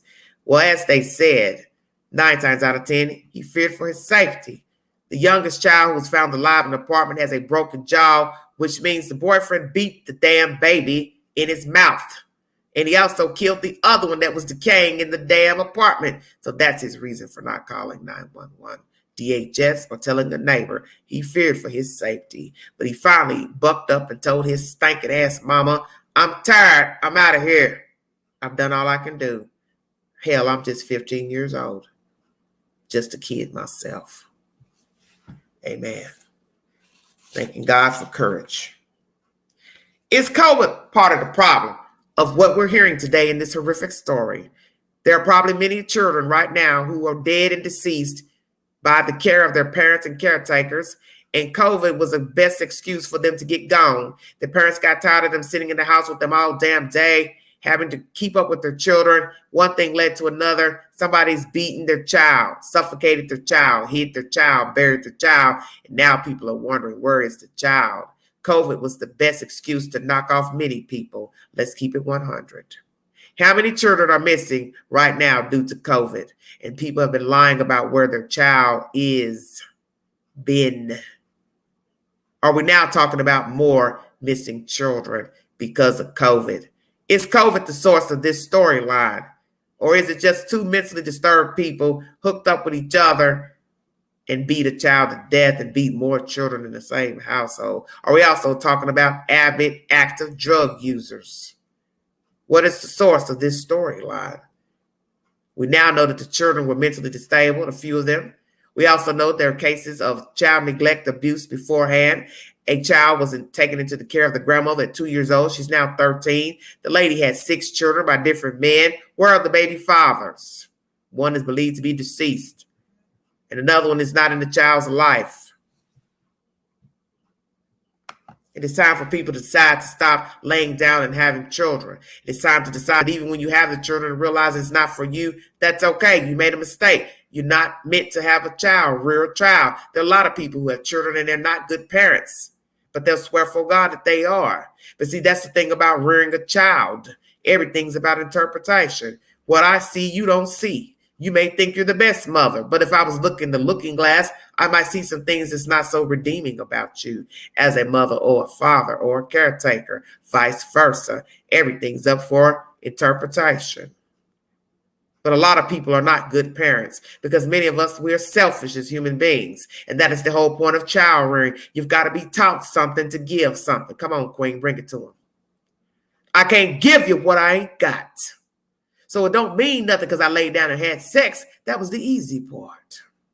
But now I'm swole at the tummy and I don't want no kid. I can't have a kid. I can't afford a kid. I don't need a kid, but I'm stuck with you because I didn't give an abortion. So now I'm stuck with my baby. Many people have fallen to this circumstance. Some fared well with their children. Some did not. Some abused their children. Some gave their children up. Every circumstance is not the same. Many of us have been raised by other participants. So I don't judge people for being raised by other people. The circumstance of you beating and hurting your child, that's where I have the problem. Own your shit. That's all I have to say to you. It's own your shit. The sheriff says there may be more charges on both parties. Well, this is how I look at this case. There's only one death penalty per human. And in this case, both of these heathens deserve the death penalty for what they endured, what the child endured, the dead child, and the child right now that has a broken jaw, and possibly whatever else the other children have endured. And I feel like this. You need not ring up no more fucking charges on them because you're the same sheriff department that let them go after you found the dead body in the damn apartment. Just give them the death penalty and we'll call a spade a spade. As we say in the streets, even swap ain't no swindle. Amen. They said that the mother and boyfriend are not cooperating much, not giving much detail. Well, heifer, you might as well go on and tell the story. You done went on and told them that he beat your damn baby to death and you let your baby lay in the damn room and died, and you went in there the next day and you still didn't call 911. You didn't do nothing. See, because what you supposed to have done was call 911 when he was beating your child. And what you should have done is call a murder charge your damn self. Somebody sitting here beating your damn baby. You should have went and picked up something and beat the fuck out that white boy. That's what you should have done. And that way, you can explain to the police, I was beating this man because he was beating my damn baby. Call a spade a spade. May 2020, the children hadn't been in school. September 20, she gets a visit for truancy. She doesn't open the door. It is believed that this child died during the week of Thanksgiving, 2020. The children were failed by the bio donor, the family members, the boyfriend, the neighbors, the apartment complex. And although it is not these other outsiders' job to raise your children, everybody knew something about those kids. Because once you saw that the child needed food every day, every other day, you should have called DHS or the police or the apartment manager. And when you saw that nothing was coming about, you should have called the law. And so as I state to any of you that see anything, bypass DHS and just call 911, because then law officials will then call the state if need be of an endangered situation pertaining to a child or children. No more calling DHS and leaving damn notes and letters and all that BS with these people and waiting to see if something gets done. Just call the damn police and be done with it. Just go to the head knocker. Prayers for the children who've been left behind and now in the state's care. Let's pray for their safe passage into a safe home and that they will not endure any more mental, physical, sexual abuse in the hands of a stranger, because we have learned of the stories of children who go into the state's care from horrific situations. They end up enduring the same damn bullshit they just came out of. So we're going to pray for the remaining children. We're going to pray that this apartment complex gets a new manager owner. We're going to pray for justice for the dead child and these children, that the bio donor female and boyfriend get the electric chair, the needle to the arm. I don't give a damn. Stone them to death. I don't care. Put them down. Put the 2 rabid dogs down. Put them down. If you see something, say something. One phone call could change a person's life, be it a child or an adult. Be the hero and do the right thing. You may save a life. I want to thank all of you for joining me. This is Everyday Shenanigans. The second part of this live is pertaining to Donald Wells. Thank you so very much. Donald Wells has been a busy bee. My. This heathen and went and got arrested. Shut up, Queen. Woo, there's a leak in this old building. Anybody go to church yesterday? Come on with it, Queen.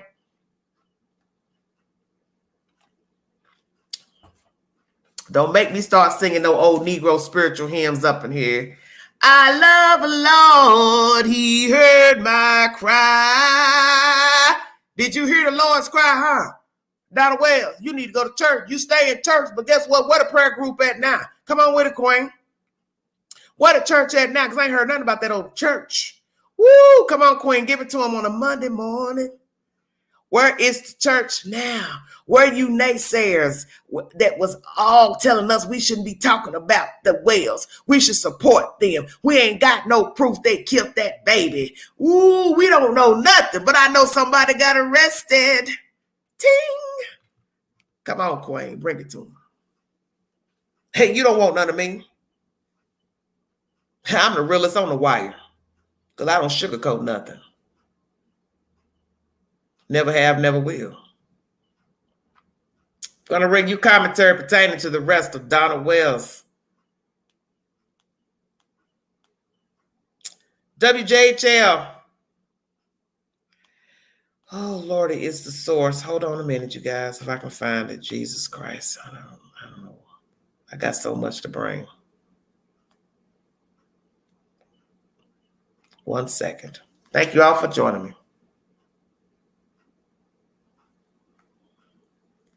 I believe WJHL is on the damn news station working up there. Shut up, Queen. Don't talk about them bad. A stupid decision. Wells family releases statement after father of Summer Wells arrested on DUI charges. This was uploaded October 31st, yesterday at 8:07 p.m. The following is an update pertaining to this story. Hawkins County jail officials told News 11 that Donald Wells is no longer in custody when asked if he had been released on bail. No arraignment dates or arrest reports have been released. According to Hawkins County record-keeping app Mobile Patrol, Wells was released at 7:34 a.m. on October 31st, which was yesterday morning on a Sunday. Mr. Wells was released from custody on Halloween morning at 7:34. The father, missing Hawkins County 5-year-old Summer Wells, was arrested on Saturday night, according to the Hawkins County Sheriff's Office.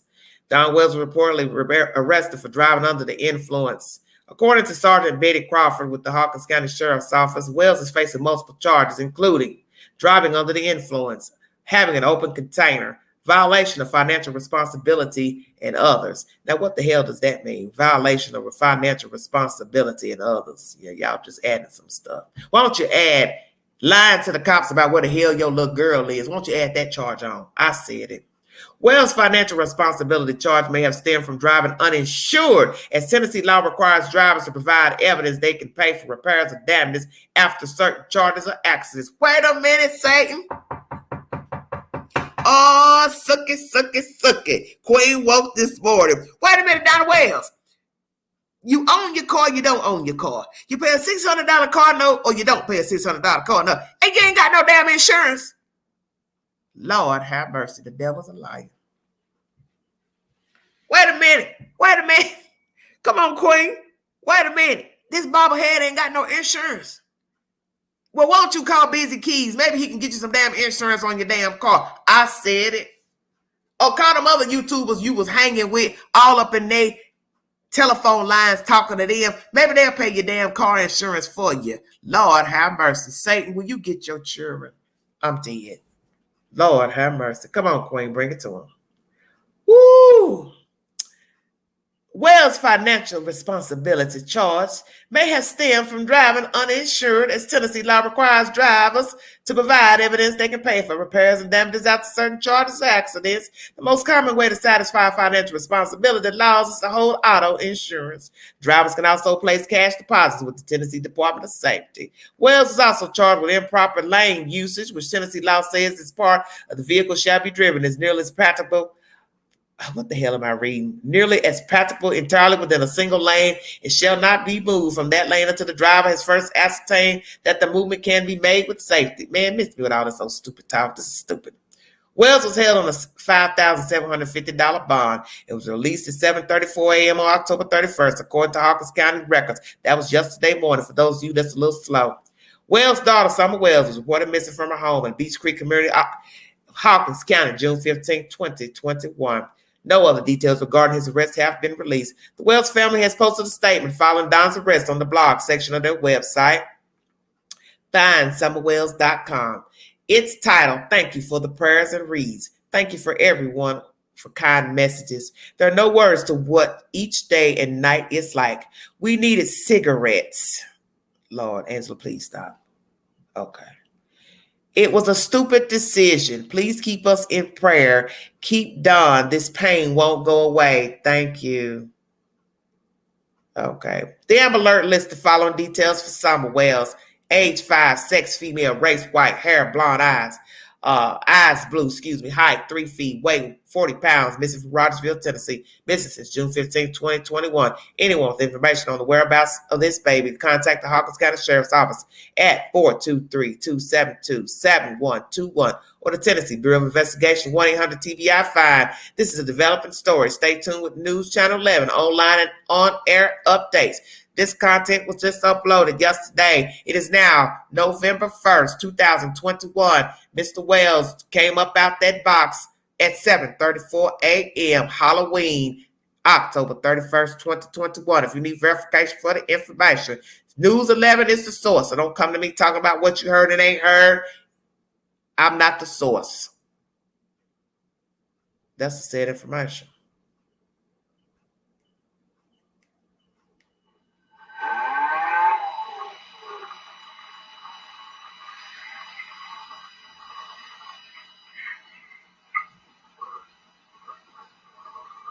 I'm trying to place this video that's in this commentary. I don't know if it's of any relevance or not. Either way, they've released a statement. It was a bad decision. He went to get cigarettes. He says we. So what I have to ask myself was Candy, whatever you want to call her, Candace Bly, inside of the vehicle when he got pulled over. He was not using proper lane usage, and he also didn't have auto insurance. So here we go with this buffoonery pertaining to Donald Wells. See, this story is like all the other stories we talk about on The Wire. The story is never about the missing child or the missing person or the deceased person or missing or deceased child. It's always about their goofy ass parent, family member. The story ain't even about Summer no more. It's about these goofy ass people here on The Wire. You done went to Dr. Phil. You now done started a YouTube channel, and now you done got arrested. Bravo. Thank you for the theatrics. Who needs daytime TV when you have the Wells story? Hollerville, USA. Thank you. I don't need cable anymore. Thank you. Hell, we can shut the damn Wi-Fi off. Donald Wells, I'm going to say this again. As I said to my commentary early Sunday morning, to the public, I'm going to say this to you and Candy.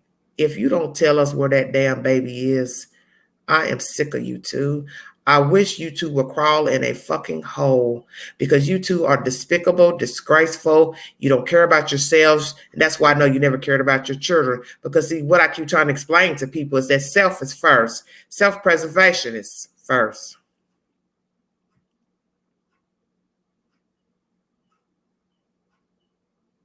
Calm down in the chat. It's not that serious. It's time for you two to grow up. But in the meanwhile, while you're laying in penitentiary, you can work on yourself in there because I really don't give a damn about you. I know you did something to that little girl, and a lot of people don't want to admit that the little girl is murdered. But when you go day for day, month for month, with no leads to a child's disappearance, a grown-up's disappearance, that's usually the latter, is that the person has been murdered. Stay woke. Stop acting like you don't have no common sense about a situation. The FBI Lady Earhart told you that day one. It is rare to have a case where we have no information pertaining to the disappearance of a child. Okay? So that's that. That is that. That is that. Okay? This is ridiculous.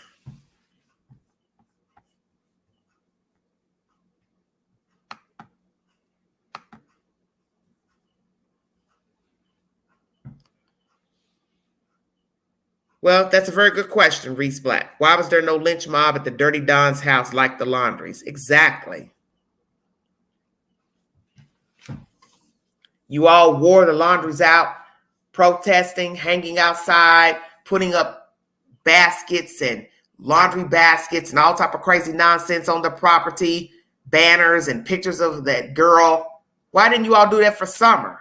You all cry and moan about you care so much about summer. But none of you went out there hooping and hollering, running up that broke-ass driveway with signs, protesting.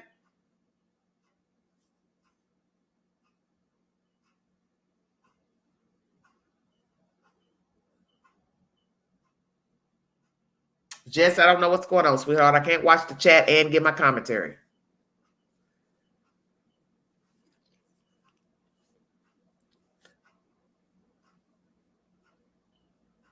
Nobody did like what happened with Gabby Petito, okay? Let's just keep it real. Nobody was hooping and hollering down there in Hollerville at that location where they live. Not to my knowledge. So I'm going to ask the question again. Where was the hooping and hollering for Summer Wells? Where were the banners for Summer Wells? You all went all out for a 22-year-old Caucasian female missing out of Florida, New York. But you didn't do that for Summer Wells. You too busy trying to set up schemes and scams to pocket money for your own self. Sitting here talking to crystal balls and voodoo dolls and shit about what you can see and what some crystal ball told you where summer is. But did none of you go stand over there in Beach Creek community and say, hey, where's your baby? Why the fuck you all ain't standing out there? You did it for Gabby Petito. Yeah, I'm going to say that. Because Summer's a child. She's 5 years old. Why you all didn't stand out there? You right fighters. You cussing and moaning all the damn time. Where is Summer? Why didn't you go stand at the edge of that driveway and say, we want to know where your baby is? You didn't put no pictures up down there. You didn't put no banners up down there. Wasn't no baskets there. Wasn't no nothing for Summer Wells. You see, there's a difference.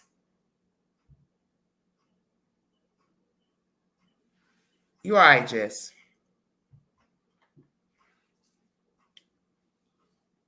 I just find it interesting. One's 22 years old, Caucasian, white, and everybody's up in a roar pertaining to Gabby Petito. We got a 5-year-old missing over here in East Tennessee. Y'all ain't standing out there with no damn banners.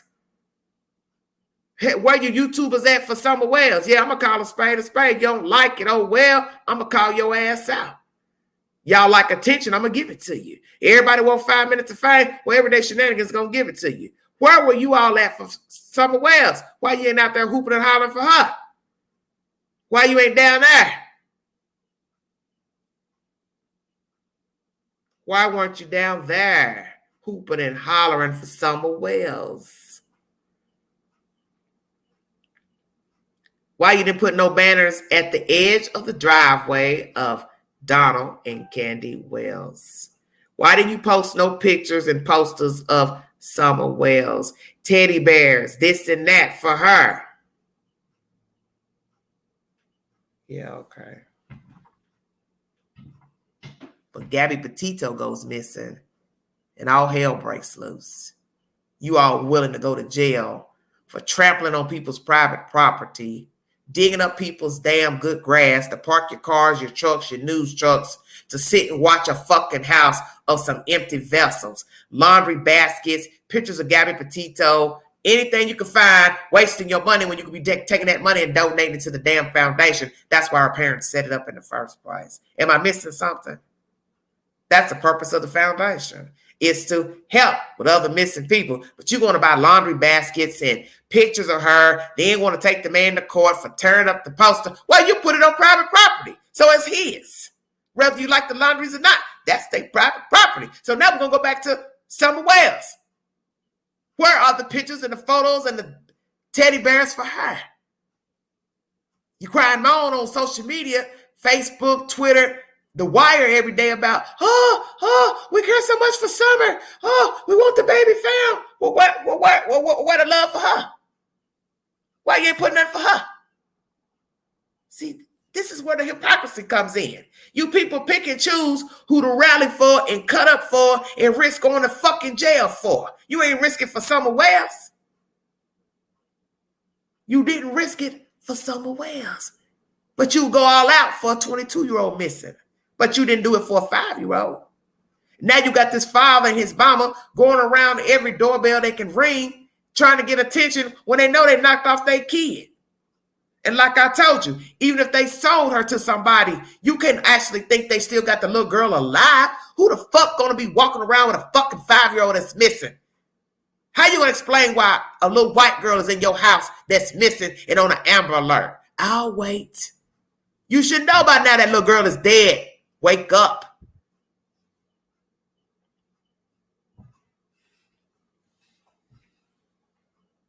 You should know the little girl is dead. There's no way you're going to bring Summer back. Because how are you going to explain how you got her, where you found her? You think somebody's just going to give you a pass because you walked up with a little white baby, blonde hair, blue eyes, and say, oh, I just found her on the side of the road. Can I get my reward now? Player. It don't work like that. Ain't nobody about to give you no money for that little girl. You just walked up out the blue and said, here she is. Oh, somebody gonna want stipulations on their reward money, such as the situation with the Cal City brothers. It's the same game. Different race, same game. Now, I want to know where you found her at. I want to know who you are. I want to know your government name, social security number, your height, your weight, where you come from, criminal background, before I give you a damn dime.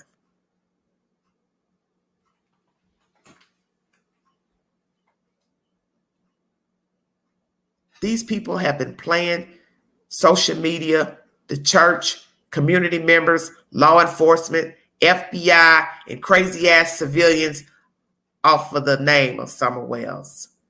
And if you have kindly obliged them, then you need to get your head checked. You need to go see your psychiatrist. You need to go see your doctor. You need to go see your therapist. You need to go see whoever the hell you believe in.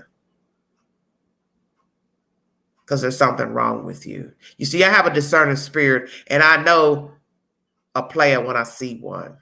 Because gang recognized gang. And I didn't get the 50 by accident. The discerning spirit has always been with me. These two are gang players, and they're going to remain gang players because they have been afforded the opportunity to be in the game. They both come from messed up, jacked up existences, and that's why they've been in the game playing people most of their lives. Donald Wells is older than Candy Bly, but they both are from the same BS. There's no link, sweetheart. Because I'm not about to sit here and wait for nobody to hit the link today. I don't have that kind of time. They're both from the same game. He's older than she, but she's had a troubled life. That's obvious. Any young woman joining a circus, entertainment ring, whatever you want to call it, carnival ring, it's all the same to me. That means you didn't have a proper upbringing. Nobody told you to go out here and get a trade, go to college, get an education. So what the fuck is wrong with Grandis? She's too busy walking around trying to be a motherfucking man. That's her fucking problem.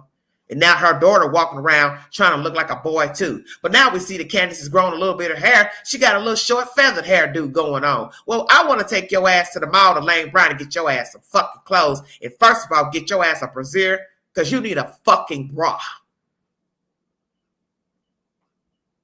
It's time somebody get you a bra. While you all sitting in the chat worrying about what the fuck Dr. Phil paid for her, get her teeth done. Well, did you ask Dr. Phil, did he buy her a damn bra, some brassieres? Because, you know, big girls got to have big bras. that means you need big change, big money. So did somebody buy Candace a fucking bra? Because it's time for your grown ass to quit walking around here with your bazookas hanging down to your kneecaps. Put a damn bra on and throw away that fucking royal blue wife beater. I'm sick of looking at it in your fucking videos. I don't watch it anyway because I don't have that kind of time. I don't do TikTok and barely do Facebook. Some of you all are social media junkies. Knock yourself out. Call me with the news later. I got a life I'm trying to live. And it ain't about to revolve around YouTube, TikTok, Twitter, Snapchat, and no other fucking social media device. Oh, did you hear Facebook's name's changing? Yeah, you better stay woke. I'm on one today because I'm sick of these stories. I'm pissed off about that dead boy in Houston. His brothers and sisters abused, left in the house to watch a child beat to death and left in the house for a year. Then we got this crazy ass, redneck ass bullshit over here in East Tennessee with this crazy ass family. The father talking like he's got a mouth full of fucking cotton. Man, Donna Wells, where is your baby? Candy Bly, where is that damn baby? Cut the bullshit. And I'm sick of you two. You let these stupid ass YouTubers feed you this stupid ass nonsense. They have cocaine too, heroin, fentanyl. I know all y'all fucking junkies. That's why y'all been chasing in behind Donald Wells and this stupid ass baby mama, because y'all geekers too. See, geekers follow geekers. Ain't y'all to stay woke? Hey, I'm the queen. I'm going to bring it to you. I'm keeping it 100. Foul mouth this morning. Yes, I am. Geekers follow geekers. Geekers aid geekers. Geekers hang with geekers. Stay woke. Same people who don't get drunk every day and drink and get high will hang and aid drug users and drunks. Stay woke. Like minds. Troubled people aid troubled people. A dope dealer aids the dope dealer. A drug user aids the drug user. An abuser aids an abuser. So all these people rallying behind the Wells, they think like them. They act like them. They've got wounds and scars like them. That's why they aid them. Because you are like me, so I'm going to aid you. I'm going to give you the benefit of the doubt because I'm a fuck up. I fucked up. I fucked up with my kids. My parents were fuck ups. They abused me. They mentally abused me, physically, sexually. So I'm going to ride with you because I'm just like you. Grow your ass up. I don't give a fuck if somebody abused me as a child. I'm not getting ready to go out here and aid nobody that abuses no fucking kid because somebody did it to me. And even if you abuse your own fucking kid, you still shouldn't ride or die with somebody else that abused a child. But you will because you have a like mind. And that's what's going on with social media and the people walking by you, talking, commenting in the chat, commenting on social media, Facebook. You all are just as dirty as the Wells. And that's why you ride or die with them, because you're cut from the same damn cloth. I don't pull no punches over here. I ain't making no excuses for nobody grown and above 18. You either going to ride with it or you ain't. But you're going to own your shit if you're going to fuck with everyday shenanigans. And that's where I'm coming from today. No more excuses. No more excuses. Stop making excuses for grown people. Because this is why the world is in the shape that it's in. It's because we keep making excuses for people. We keep giving people passes to fuck up. Well, we ain't got that kind of time. Somebody's got to speak for these children out here. And it's time for us to say, hey, enough is enough. Something over here don't look right. Hey, she's coming to school every day. Her hair's not combed. His hair ain't combed. They smell. Did anybody ever think about that in my first case? That the children smelled like death? So when them children were going to the door needing a charge and food, you didn't smell them? Stay woke. Come on, stay woke. You need a charger, you need food, but I don't smell that you smell like death? Come on now. You in an apartment with a dead body for a whole fucking year and you're asking me for a fucking charger.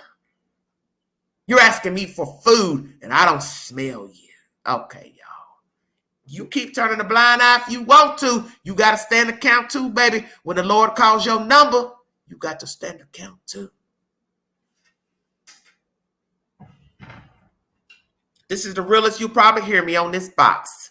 And forgive my demeanor, but I'm tired of these stories. I'm tired of these stories about these kids. I'm tired of these lies people keep spinning about grown people. I'm tired of people, knocking off kids. I'm tired of people being abused mentally, physically, sexually. I'm sick of the BS. And that's why I said we as humans have to own our part in dealing with these vile creatures. We have to stop giving them passes. We have to stop aiding them and letting them get in the pass with their nasty behavior, their nasty tongues, the way they talk to us, treat us. You know you're dealing with these people, and we keep dealing with them, giving them a fucking pass. That's why they keep going out here doing stuff, because we enable them. We can no longer enable them to keep doing the stuff that they do. We gotta stop. My prayers is for Summer Wells, her brothers. I'm glad they're no longer in the care of the Wells. They don't need no children. That's obvious. Because, Mr. Don was trying to make excuses for why the children were taken out their custody months ago, like something that jumped off and the state was called. Well, the state dropped the ball with the kids in Summer Wells, and now here it is months later. They don't have their children. They're whooping it up in Hollywood, taking pictures, on the strip or where the hell they were, posting with wannabe YouTubers that think they're famous as well, but they ain't nothing but fucking junkies posting up content or wannabe content from their fucking garage. Man, show us something else besides sitting in the garage going live. I'm over these people. Enough is enough. Enough is enough. You want to ride or die with trash? That's your prerogative. But know that when you lay down with dogs, you know the rest. You want to aid these cowards, scumbags, trailer park trash? That's on you. I don't care. And I shouldn't say trailer park, because I told somebody the other day in my live yesterday, that's not nice to say that, because they're nice, decent people that live in trailers. Because I don't really know what the hell that is up there in Hollerville. That's not even considered a trailer. That's just a cement box up there. They don't even have steps going into the fucking house.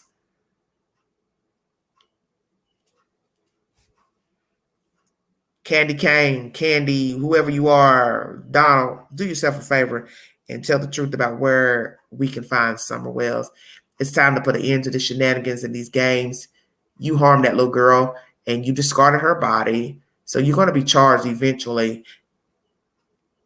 Because if you don't get charged, your conscience is probably going to beat you up, and you're going to keep running that mouth to anybody available that'll listen to you. And you're going to slip up that one time, and you're going to end up telling the whole truth and nothing but the truth. I'm praying that one day you decide to go sleepwalking and walk your ass right into the police station, half sleep, and tell us where your baby is.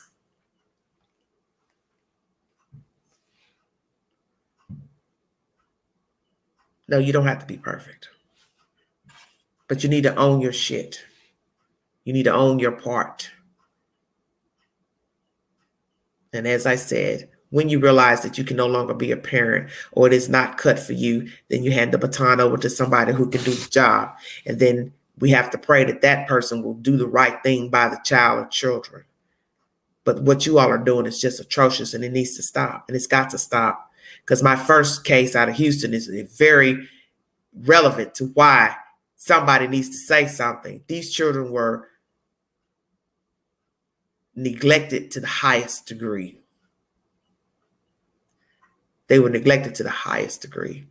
And a child lost his life because his mother chose the boyfriend over him and her other children, and the welfare of her children, the safety of her children, prosperity of her children, dignity of her children. She didn't have any dignity.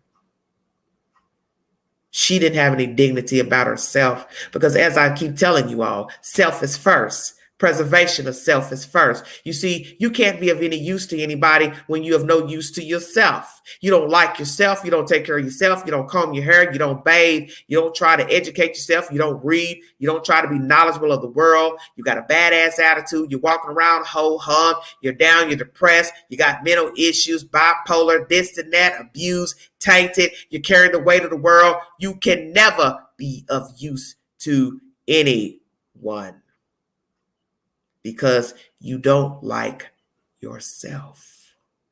So how in God's name could you ever like a man or a woman, be in a relationship, bear children, rear children? You can't.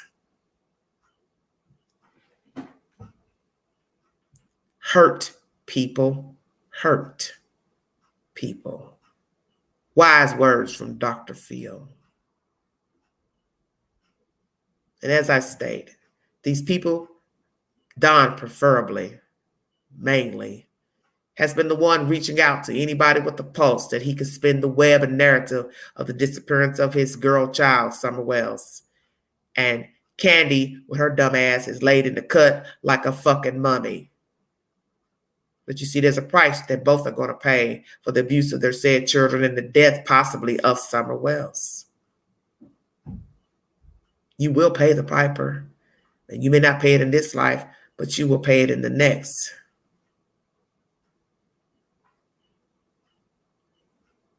Hello, Outlaw. How you doing? Thanks for joining me. This is a extensive live. Most of the live is pertaining to the children out of Texas. I had a lot of information to bring, so there was more information, and the just due was relevant because of the case coming out of Texas. I had a lot of audio to play and a long-winded article to bring you the bio of the said information pertaining to the donor and the boyfriend and the children. If you need to recap any information in this live, I bring a source for everything I've repeated in this live. And if you have a problem with anything that's been said of the source, then you need to call those said sources with your complaints. I'm not in the complaint department. Exactly, Miss Wade. You cannot hide from God. Not now, not never. You see, he is the way maker. He is the Alpha and the Omega. And he will make a way out of no way. And he made a way for those boys to get out of the care of the Wells because he said, it's time now. They will no longer hold the baton to rear these children. And I pray that the boys are safe in a safe environment. And I also pray that they'll be able to stay together.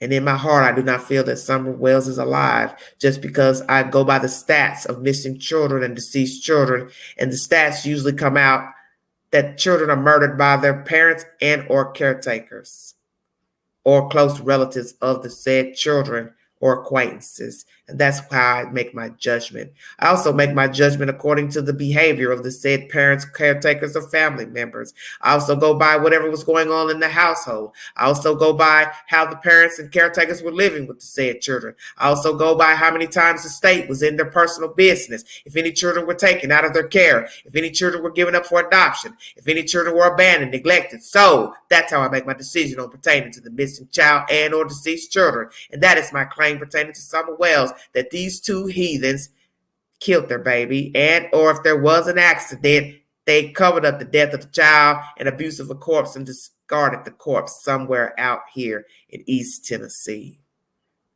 And perhaps maybe one day the land will give us the information pertaining to the whereabouts of Summer Wells. But because these two have played off the disappearance of the child, their behavior is very stoic and nonchalant. They refuse to call her by her government name. That sends me to believe they never cared for Summer Wells or their children, and they are the culprits behind the disappearance and possible death of Summer Wells. That's my assertion, and that's my take. And I'm going to ride or die with it.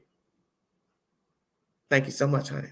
If you want to donate to the channel, $ Big Angie 129 Cash App. All super chats are welcome during the live. I'm going to end this stream to tell you that if you see something, say something. You do not want a case such as the first part of this video pertaining to the dead boy in Texas.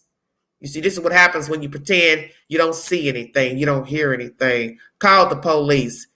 Do not call DHS any longer. Call 911 that you see children starving, begging for food, not being fed, cooties, crabs, whatever the hell you see, just call the law and let them deal with it. And then they will further investigate the situation. They will be the ones that knock on the door to see where the children live. And then that's when the discovery will come about how the children were living. And there'll be no more people banging on doors, calling the management, calling DHS, leaving letters, leaving phone calls. The police will open the door and say, voila, the children are living in savagery. The savages inside of here, let's call the state, to get the children out of the parents' care. And then there'll be an end to the madness.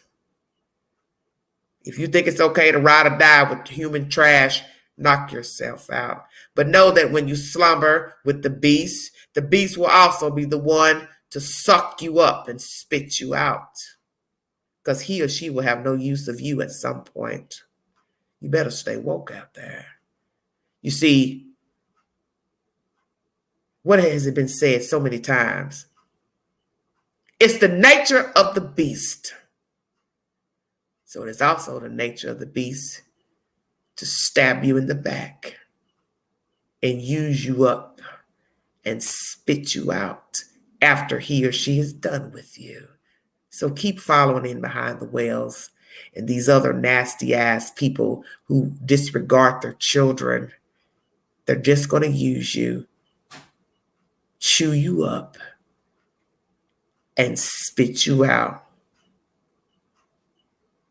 and go on to the next victim.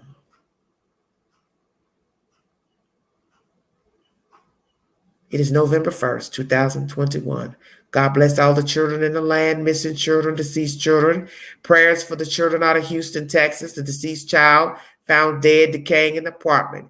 His other siblings are now in the state's care. God bless these children in a safe passage into the world, that they will have a prosperous life, and justice for the dead child and these abused children. One of the younger children's jaw was broken by the said boyfriend. If the queen could get a hold of you, the baby mother, and that apartment manager, I'd skin you raw.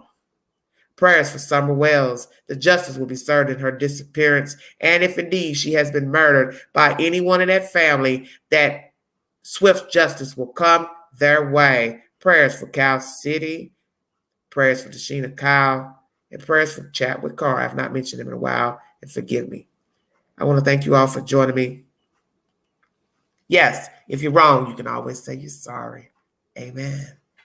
And that's the truth. Many people have not had the best parents, and a lot of people have had remorse for mistreating their children, not raising their children. And that's the best you can do is, as you said, sweetheart, thanks for saying that, Miss Wade, is to say that you're sorry. It will be up to that person to accept your apology and forgive you. But I commend anyone who can say, I could no longer be that parent to you or mentor to you, caretaker, and they pass the baton on. That is the best you can do, because in the end, nobody knows if they're going to be a good parent or not until they actually take upon the role of being a parent.